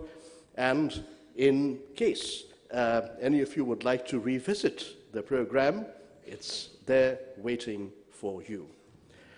It's been a tradition of decades to end the Netaji Birthday Assembly with a special birthday concert. Sugata Bose mentioned that a few years ago, T.M. Krishna and his colleagues performed here. I am a bit of a Philistine when it comes to music, but I was entranced. And many other luminaries of music, Shuchitra Mitro, for example, have performed in the past. This year, we have invited our friends, the well-known musician duo of Kolkata, sourendro-soumyajit, who walked in just a little while ago after finishing their preparations. Sourendro-soumyajit have just completed their 20th anniversary of making music together. And they need no introduction. We are thrilled to have you. Welcome back. And sourendro-soumyajit will perform the Netaji Birthday Concert, accompanied by other musicians, a few others from the Sourendro-soumyajit Music Academy. So we will relinquish the stage now for the Netaji Birthday Concert to be performed by sourendro-soumyajit and their colleagues. But one last announcement before we turn the stage over to them. This evening at 6 o'clock, we will screen two fabulously good historical documentaries. Both were made by Sugata Bose when he was a young man. One is called Rebels Against the Raj, India During World War II, made in 1986.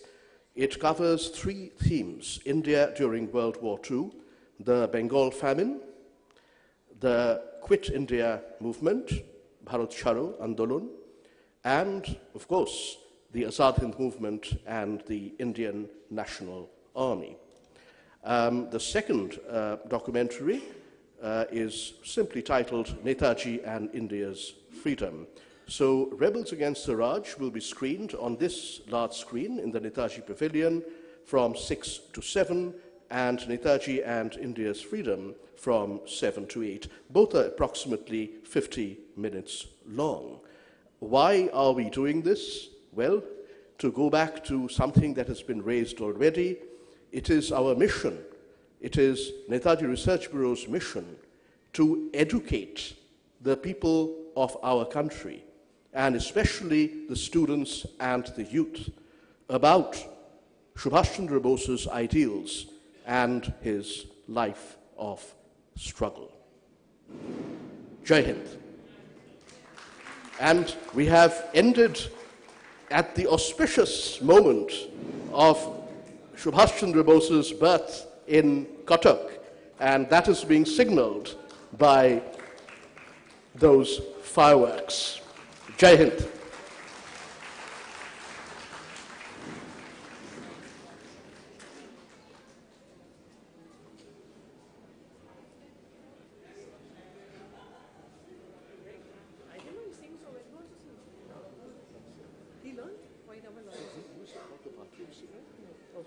And he has an interest in it. Did your mother sing? Did your mother sing? Oh, yeah, she was beautiful. My father liked to sing, but he didn't. We are most grateful to you, at least my family and my parents, for the way you have taken care of Netaji's ashes. And of course, our country can't put its act together and decide. I hope.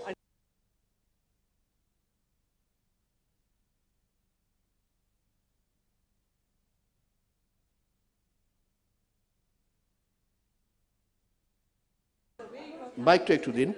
The setup will take just a few minutes, 5 minutes, and then it's over to sourendro-soumyajit. We will join you in the audience.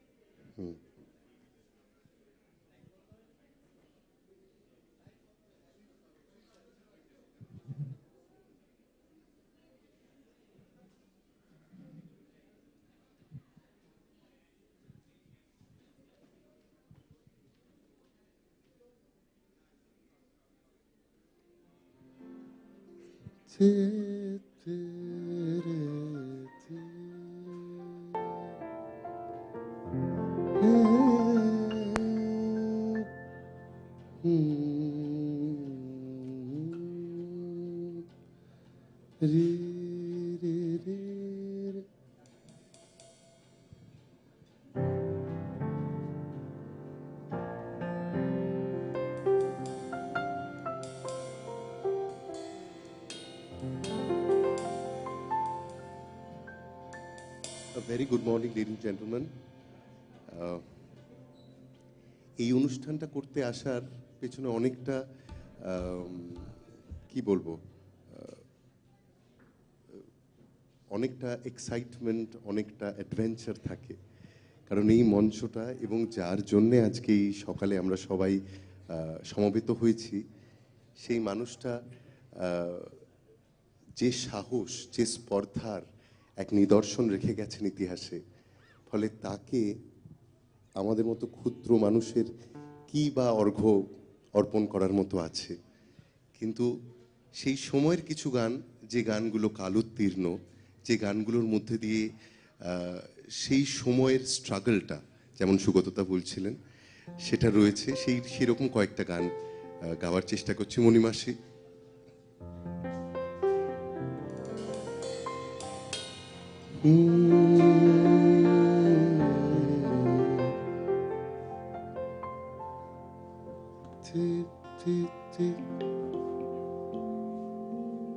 ঠিক আছে।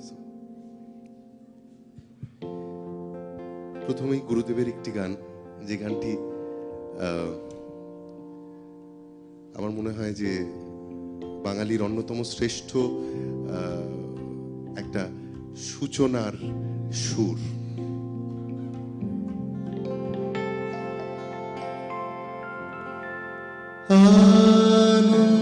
আনন্দলোকে মঙ্গলালোকে বিরাজ সত্য সুন্দর, আনন্দলোকে মঙ্গলালোকে বিরাজ সত্য সুন্দর।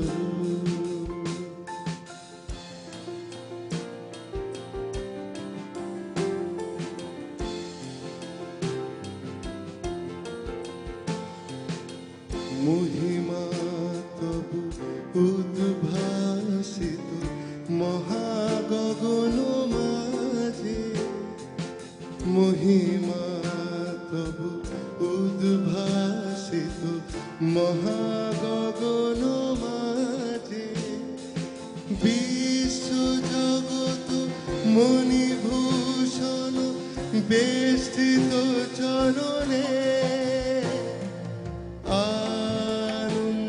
আনন্দলোকে মঙ্গলালোকে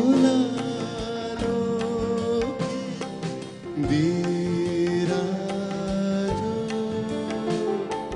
সত্য সুন্দর।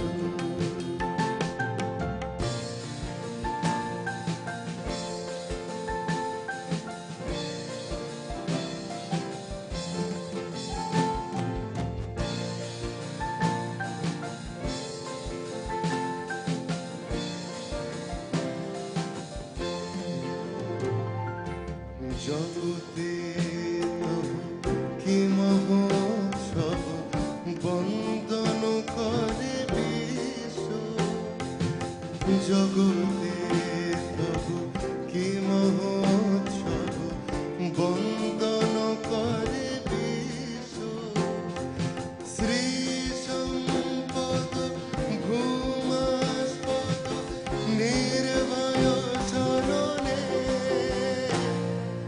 কায়ুশ্রী গৌরী করুণা লহরী,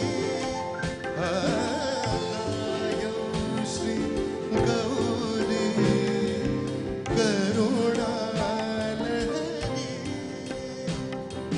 ধোয়া যাচ্ছি শঙ্করেশ্বরী, ধোয়া যাচ্ছি শঙ্করেশ্বরী, আনন্দলোকে মঙ্গলালোকে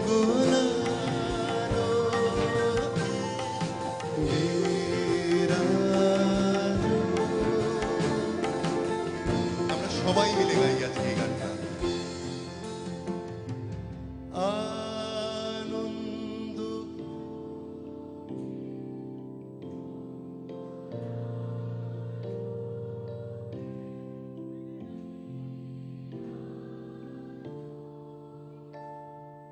সত্য সুন্দর, আনন্দলোকে মঙ্গলালোকে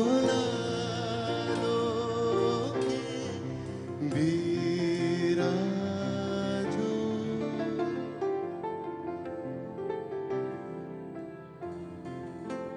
বিরাজ সত্য সুন্দর।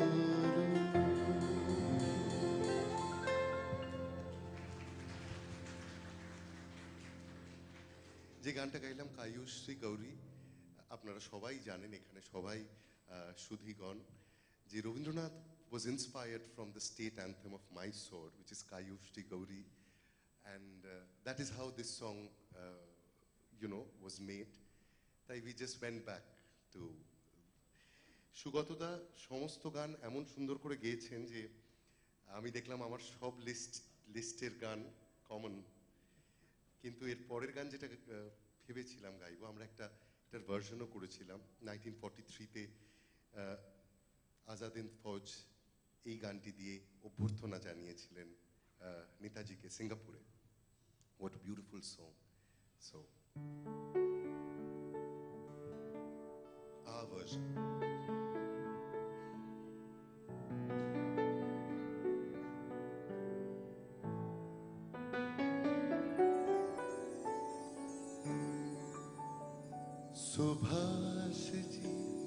सुभाष जी वो जाने हिंद आ गए, है नाज जिस पे हिंद को, वो शान हिंद आ गए।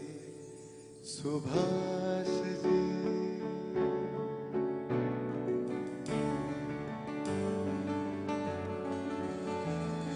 सुभाष जी सुभाष जी वो जाने हिंद आ गए, है नाज जिस पे हिंद को, वो शान हिंद आ गए। सुभाष जी सुभाष जी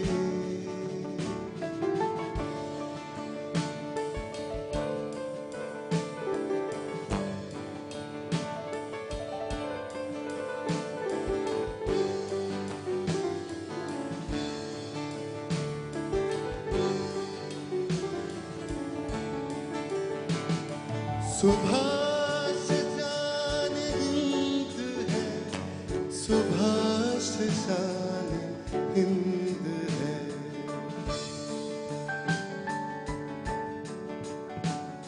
सुभाष शान हिंद है, सुभाष शान हिंद है। सुभाष आन हिंद है, सुभाष मान हिंद है। सुभाष जी वो जाने हिंद आ गए, है नाज जिस पे हिंद को, वो शान हिंद आ गए। सुभाष जी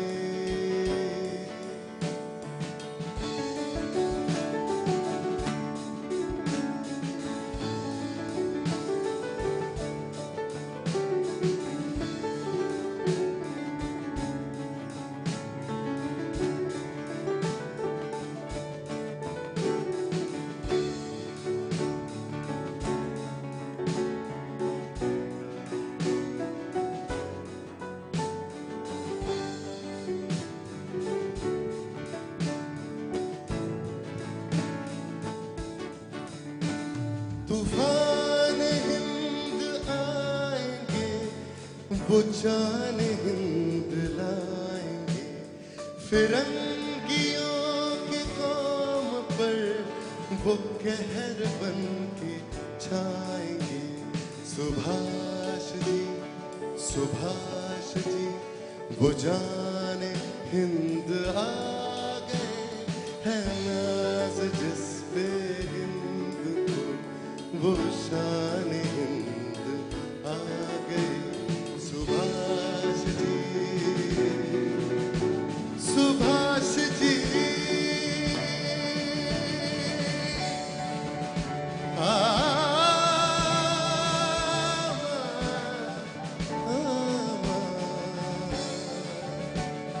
सुभाष जी सुभाष जी सुभाष जी सुभाष जी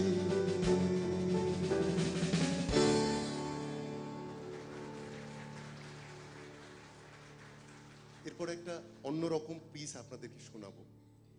এই পিসটার সঙ্গে ওতপ্রোতভাবে নেতাজির সেই সময়ের হয়তো যোগ নেই, বাট দিস সং, এই গানটা ফেজ আহমেদ ফেজের লেখা।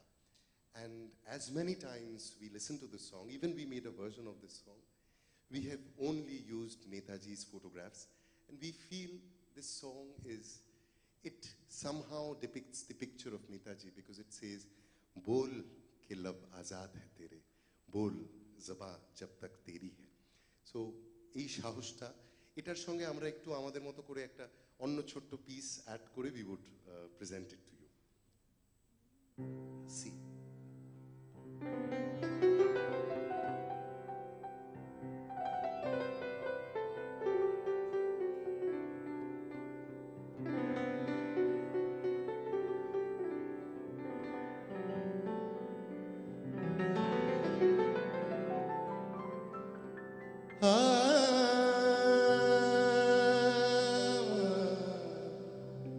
तेरे तेरे तेरे बोल के लब आजाद है तेरे, बोल ज़बां अब तक तेरी है, तेरा सुतवा जिस्म है तेरा, बोल के जाब तक तेरी,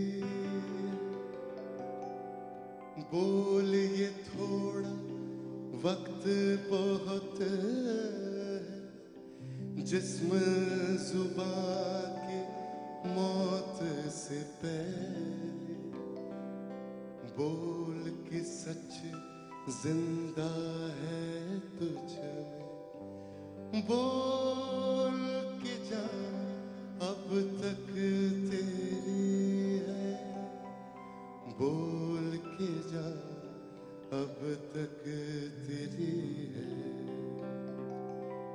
तादर दानी देर दाउनर गिर दग दानू ददर दिल नाना,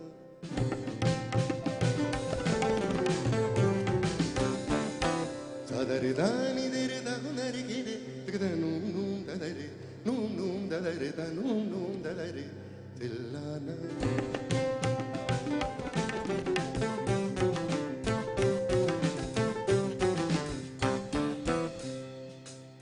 Sani da pa ma ga re da re da ni re da na re gi re da ga da nu da re da re da ni re da na re gi re da ga da nu da re nu da re da nu da re dil na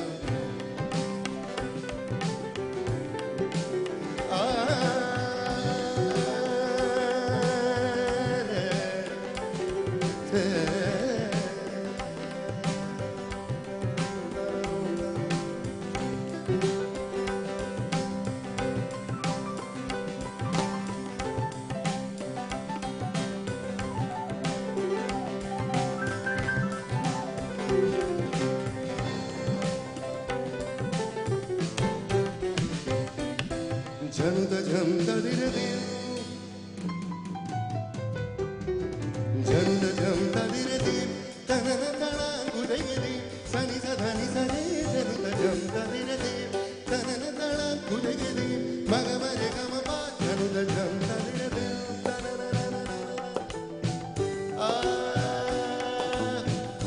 बोल के लब आजाद है तेरे, बोल जुबां अब तक तेरी, झंड झम दा दिर दी, ताह कुझो तकड़ तकड़ा कुझम ताह कुझो तकड़ तकड़ा कुझो तकड़ तुम सरग दे तकड़ तुम रेगम दे तकड़ तुम सरग दे तकड़ तुम रेगम दे तकड़ तुम सरग दे तकड़ तुम रेगम दे तकड़ तुम सरग दे तकड़ तुम तनन तनु तनु ददरे नु नु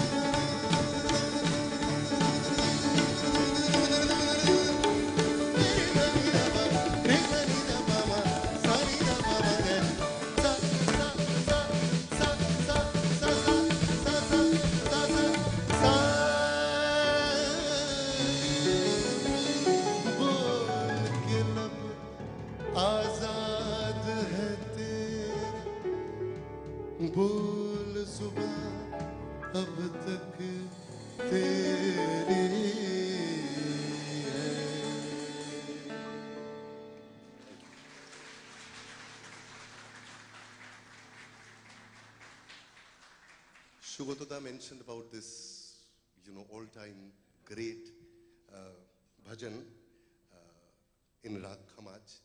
আমার সারা জীবনে একটা খুব কনফিউশন ছিল ছোটবেলা থেকে every time I sang Raghupati Raghav Raja Ram, I sang Ishwar Allah Teru Naam. Even I didn't even know that the original song was not this, and Gandhiji added these lines, Ishwar Allah Teru Naam. Apni jokhon bolchilen, I realized too much later when I was told that the original lyrics was Sitaram Jai Sitaram Bhaj Pyare Tu Sitaram, and so this confusion came much late, but today I'll be singing a different bhajan that was also one of the favorite most bhajans of Gandhiji, And he would like to listen to this bhajan in M.S. Subbulakshmiji's voice. And he even wrote a letter to the All India Radio requesting them to organize for this rendition by Subbulakshmiji. So,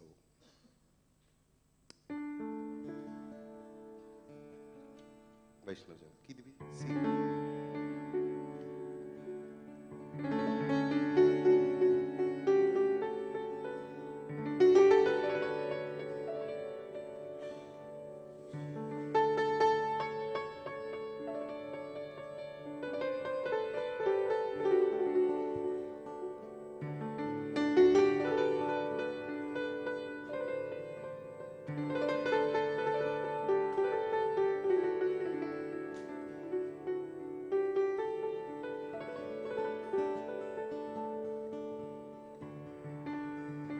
वैष्णव जन तो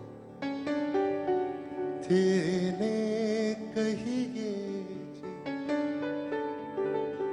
वैष्णव जन तो तेने कहिए पीड़ पराए जाने रे पर दुखे उपकार करे तो Pardon my Gujarati Dinesh. पर दुखे उपकार करे कोई मन अभिमान ना आने रे वैष्णव जन तो तेने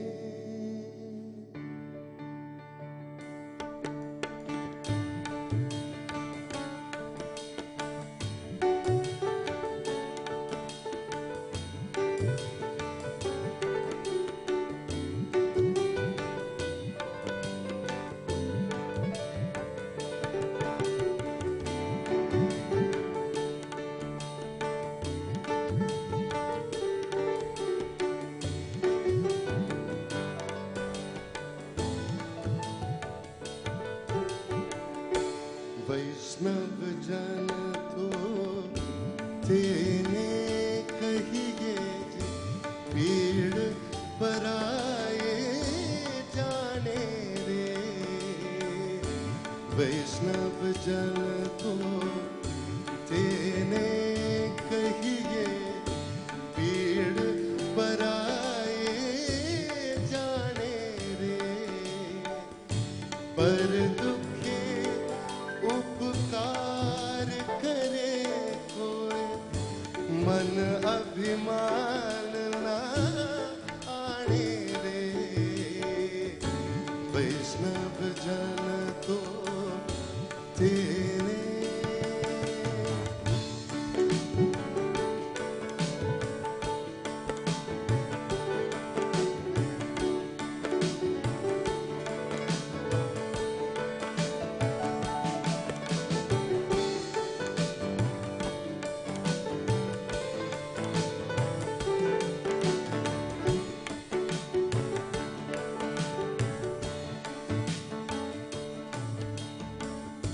सकल लोक मां सहुणे बदे सकल लोक मां सहुणे बदे निंदा न करे के रे बाच काच मन निश्चल वाच काच मन निश्चल राखे धन धन जननी तेनी रे वैष्णव जन तो तेने कहिए जे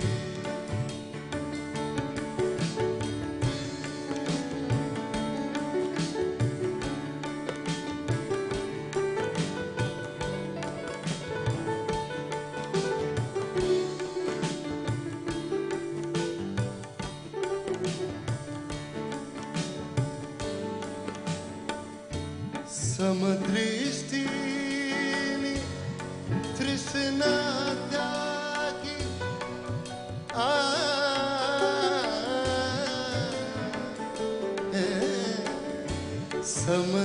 समदृष्टिनि तृष्णा त्यागी परस्त्री जेने मातरे असत्य ना बोले जो हाथ की असत्य ना बोले पर धन न बचाले हाथ रे वैष्णव जन तो तेरे कहिए पीड़ पराए जाने रे पर दुखे उपकार करे कोई मन अभिमान ना मन अभिमान नाणे रे वैष्णव जन तो वैष्णव जन तो वैष्णव जन तो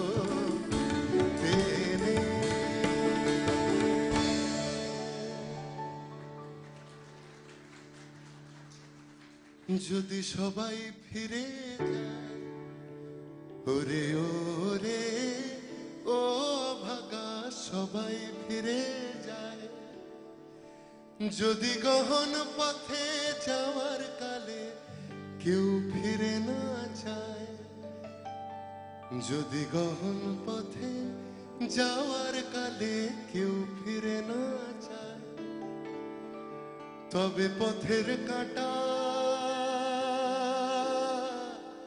ও তুই রক্ত মাখা চরণ তলে একলা তলরে ও তুই রক্ত মাখা চরণ তলে একলা তলরে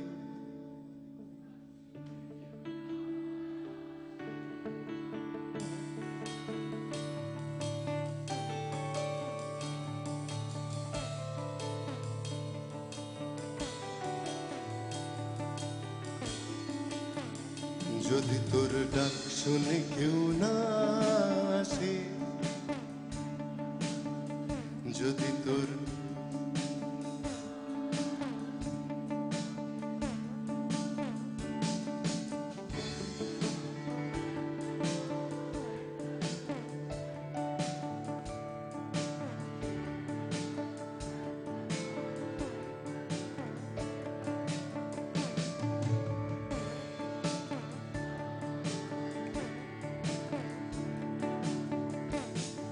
যদি কেউ কথা না কয়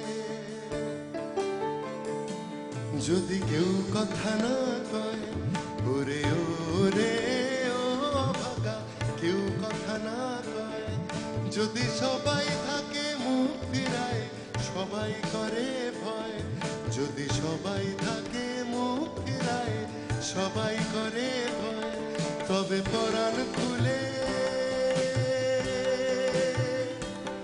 তবে পরাণ খুলে ও তুই মুখ ফুটে তোর মনের কথা একলা বলো রে ও তুই মুখ ফুটে তোর মনের কথা একলা বলো রে যদি তোর ডাক শুনে কেউ না আসে তবে একলা চলো রে যদি তোর ডাক শুনে কেউ না আসে তবে একলা চলো রে তবে একলা চলো সবাই মিলে গাই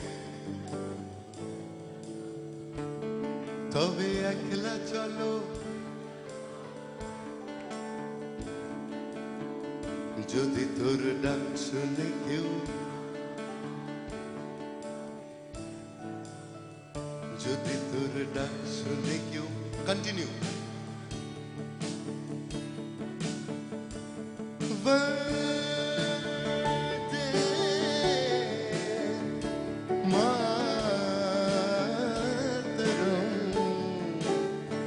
वंदे मातरम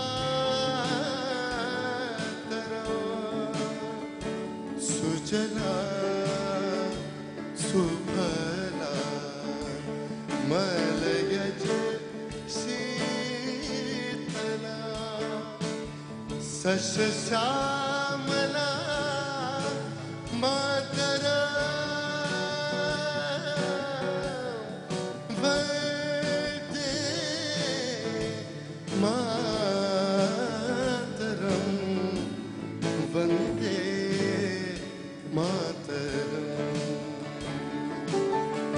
যদি তোর ডাক শুনে কেউ না আসে তবে একলা চলো যদি তোর ডাক শুনে কেউ না আসে তবে একলা চলো রে তবে একলা চলো একলা চলো একলা চলো একলা চলো রে তবে একলা চলো একলা চলো একলা চলো একলা চলো রে যদি তোর ডাক শুনে কেউ যদি তোর ডাক শুনে কেউ না আসে তবে একলা চলো রে তবে একলা চলো রে তবে তবে একলা চলো রে This connection just happened from Vaishnava Janato to Ekla Cholore and Vande Mataram. এরপরে তুই বলবি So that was the magic. While we were all singing together, this is what happened during the freedom movement. People went on to the streets to sing together. And this music brought the country together and we all fought together. And probably this was a hidden secret out of this concert to the context of what Sugata had spoken earlier, that this was the powerful music of Asia, the powerful music of India, which brought the countrymen together across cultures, across caste. Nobody dreamt of such a situation facing the British government or any other super force, that music can bring so many people together. Probably the inspiration came from the times of Chaitanya Dev when he was propagating kirtan, when he was singing with the masses. And everybody joined him into movements.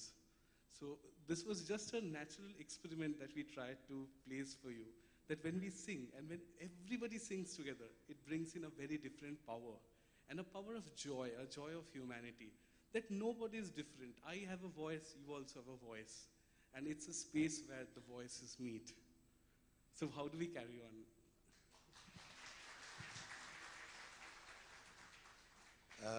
Sourendra যখন এটা বলছিল তখন আমার সত্যি এই গানটার দু line গাইতেই হবে, কারণ আমাদের সকলের আদর্শ তো নেতাজি, কিন্তু নেতাজির আদর্শ যিনি ছিলেন সেই স্বামী বিবেকানন্দ, স্বামীজির লেখা দুটো লাইন আজকে তার জন্মদিনে it is almost like a humble offering to the great soul.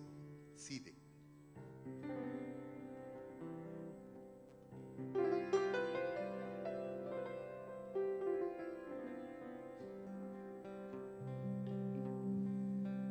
সংসার বিদেশে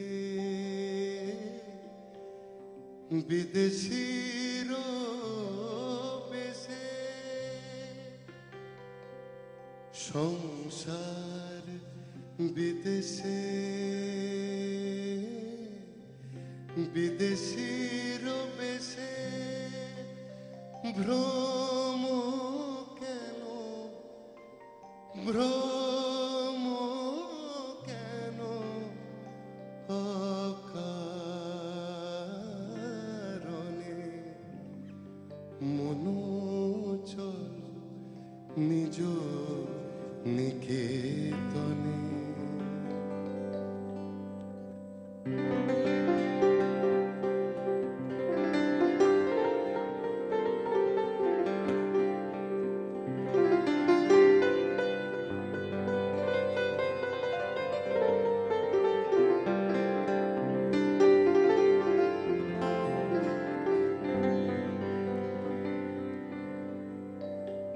বিষয় পঞ্চক আর ভূতগণ,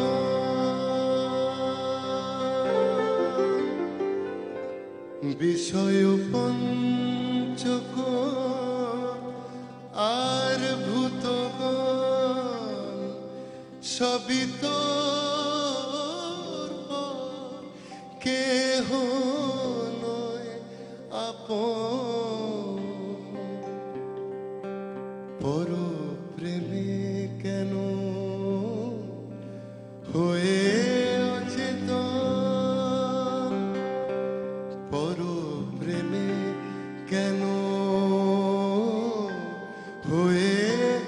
অচেতন ভুলিস আপন জনে মনু চলো নিজ নিকেতনে সংসার বিদেশে বিদেশির বেশে ভ্রম কেন ভ্রম কেন অকারণে মনু চলো নিজ নিকেতনে মনু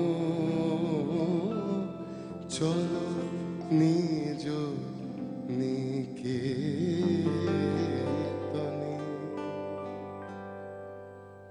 This was Shamiji. আর এই একই রাগ সৌনেন্দ্র যেমন বলছিল মানুষের কণ্ঠ এক কণ্ঠর সঙ্গে আরেক কণ্ঠর মিল, সেরকম দেখুন এই সেম রাগ রাগ দেশেই বন্দে মাতরম বন্দে মাতরম সুজলা সুফলা মলয়জ শীতলা শ্যামলা মাতরম বন্দে মাতরম শুভ্রজ্যোৎস্না পুলকিত यामिनी फुल्ल कुसुमित द्रुमदल शोभिनी सुहासिनी सुमधुर भाषिनी सुखदा वरदा मातरम वन्दे मातरम वन्दे मातरम वन्दे मातरम। রাগ দেশ। এবার রাগ রাগিনীর কথা যখন হচ্ছে, I'll take you to nostalgia and a song I think that held our country together in spite of it being so distinctively diverse, but there are ties of unity. So this song is about that, and this is in Rag Bhairavi. D-Day.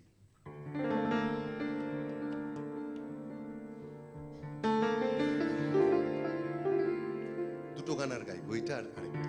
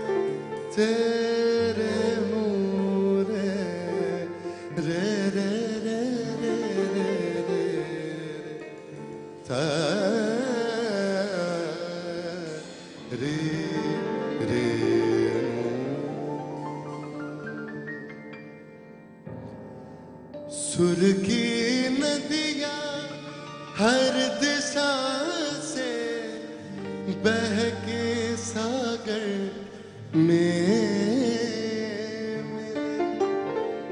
बादलों का रूप लेके बरसे हल्के हल्के मिले सुर मेरा तुम्हारा, मिले सुर मेरा तुम्हारा, तो सुर बने हमारा, मिले सुर मेरा तुम्हारा, सायंतरच थे न्यायंतरच, एक बुट बनिए सायंतरच, तेरा सुर मिले मेरे सुर देना, मिलके बने का नवा सुरताल, सुर का दरिया बह के सागर में मिले, बदलाता रूप लेके बरसने होले होले, दा दिन दिन दिन तक दिन का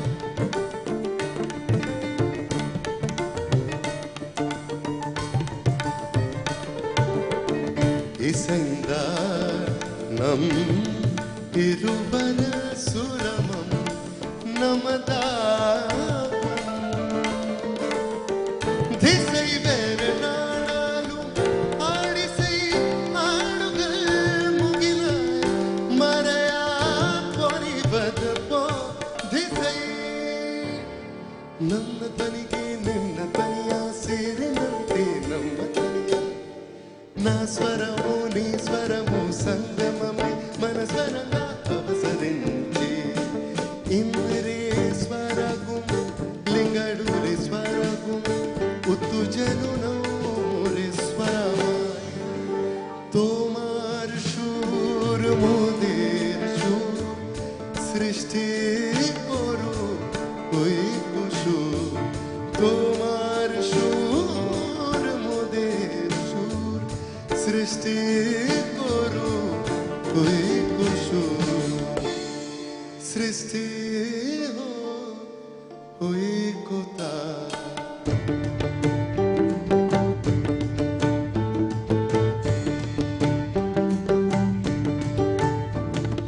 थोमा मोर शरीर मिलन सृष्टि करे चाड़ू चेतन मळे सुर जो तारो मारो बने आपणो सुर निरालो माझा तुमझा जुड़ता तारा मधुर सुरांझा बरसती धारा सुर की नदियाँ हर दिशा से बह के सागर में मिले बादलों का रूप लेके बरसे हल्के हल्के मिले सुर मेरा तुम्हारा, मिले सुर मेरा तुम्हारा, तो सुर बने हमारा,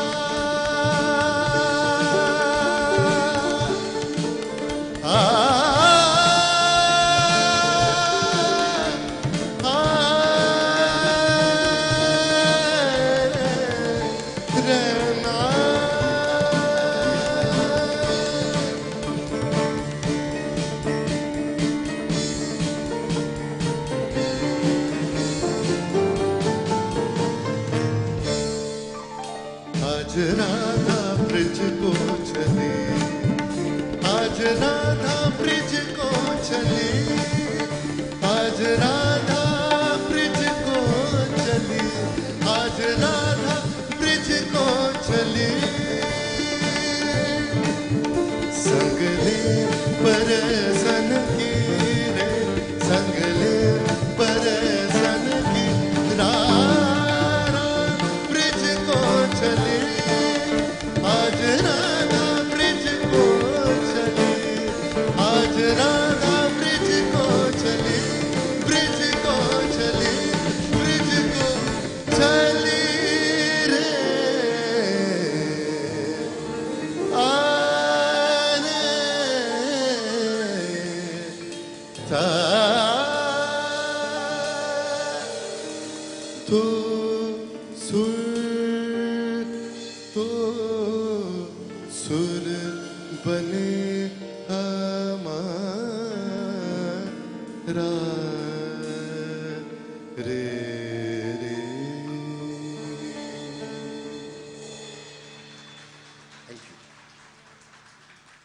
শেষ গান আমি ভেবেছিলাম শুভ সুখ চেন গাইবো, কিন্তু সুগতদা গাইলেন, তাই এই গানটা দিয়ে শেষ করব। এই গানটা আবার আমি একা তো গাইবই না, আমরা সবাই মিলে গাইবো। ডিএল রয়ের সেই গান আমরা একটু আমাদের মতো করে গাইবো, with a soundscape that is very contemporary. কারণ এই গানগুলো যুগ যুগ ধরে প্রত্যেকটা যুগের যে সাউন্ড, সেই সাউন্ডে ইন্টারপ্রেটেড হয়েছে এবং হবেও। আমরাও হয়তো একটা সময় আউটডেটেড হয়ে যাব, কিন্তু এই গানগুলো চিরনতুন হয়ে রয়ে যাবে। তাই আজকে নেতাজির 128তম জন্মদিনে এই গানটা গাইতে আমরা অত্যন্ত শিহরিত। আপনারা হয়তো অনেকেই জানেন যে 2021-এ যখন নেতাজির 125তম জন্ম দিবস উদযাপিত হচ্ছিল, তখন আমাদের খুব সৌভাগ্য হয়েছিল এই গানটি গাওয়া ভিক্টোরিয়া মেমোরিয়ালের সেই অনুষ্ঠানে। এবং এই কথাটা এই জন্য বললাম যে তারপর থেকে যত অনুষ্ঠান করেছি দেশে বিদেশে, we have never missed a show without singing this song. And believe me, everyone has joined. No matter, even if people didn't understand Bengali in the audience, they still stood up or they sang with it. So our tribute to the great soul.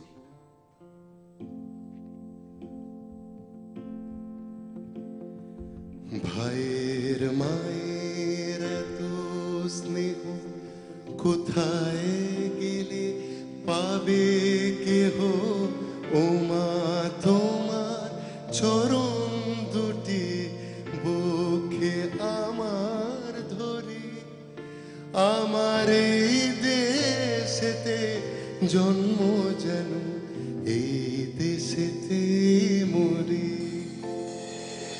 এমন দেশটি কোথাও খুঁজে পাবে না কো তুমি। সকল দেশের রানী সেজে আমার জন্মভূমি, সেজে আমার জন্মভূমি, সেজে আমার জন্মভূমি।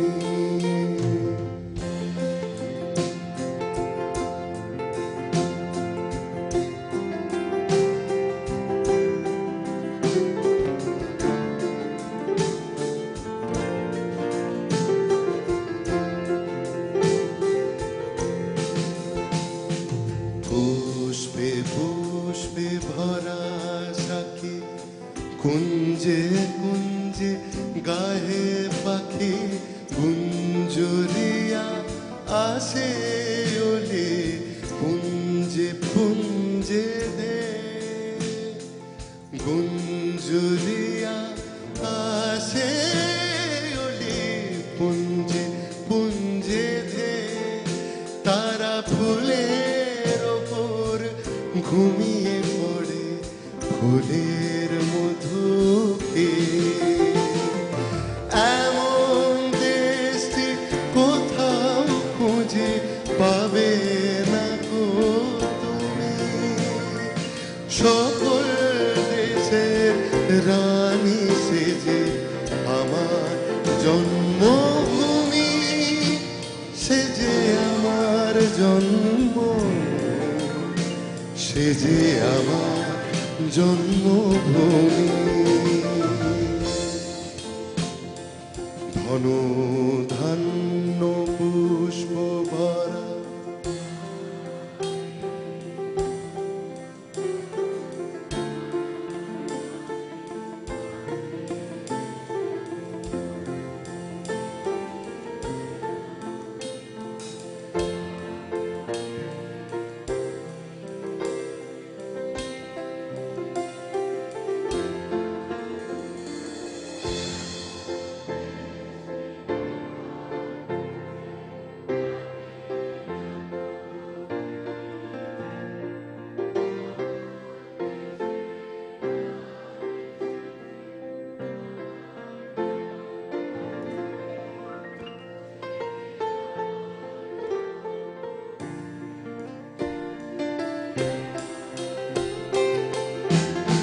देश को सलाम सलाम मेरे देश को प्रणाम देश को सलाम प्रणाम सलाम सलाम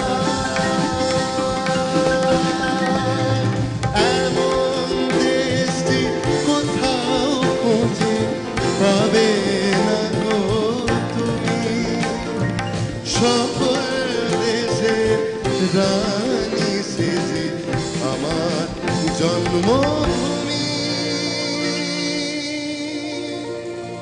সেজে আমার জন্মভূমি সেজে আমার জন্মভূমি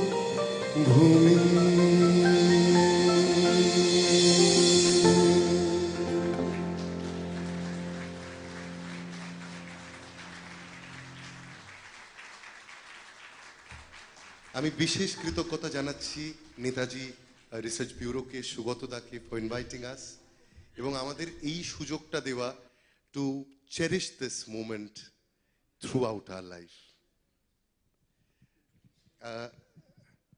Ladies and gentlemen, we had Vishwajit Rai on tabla, Himadri on drums, Sunny on guitars, Gautam Da doing the sound for us, and sourendro-soumyajit.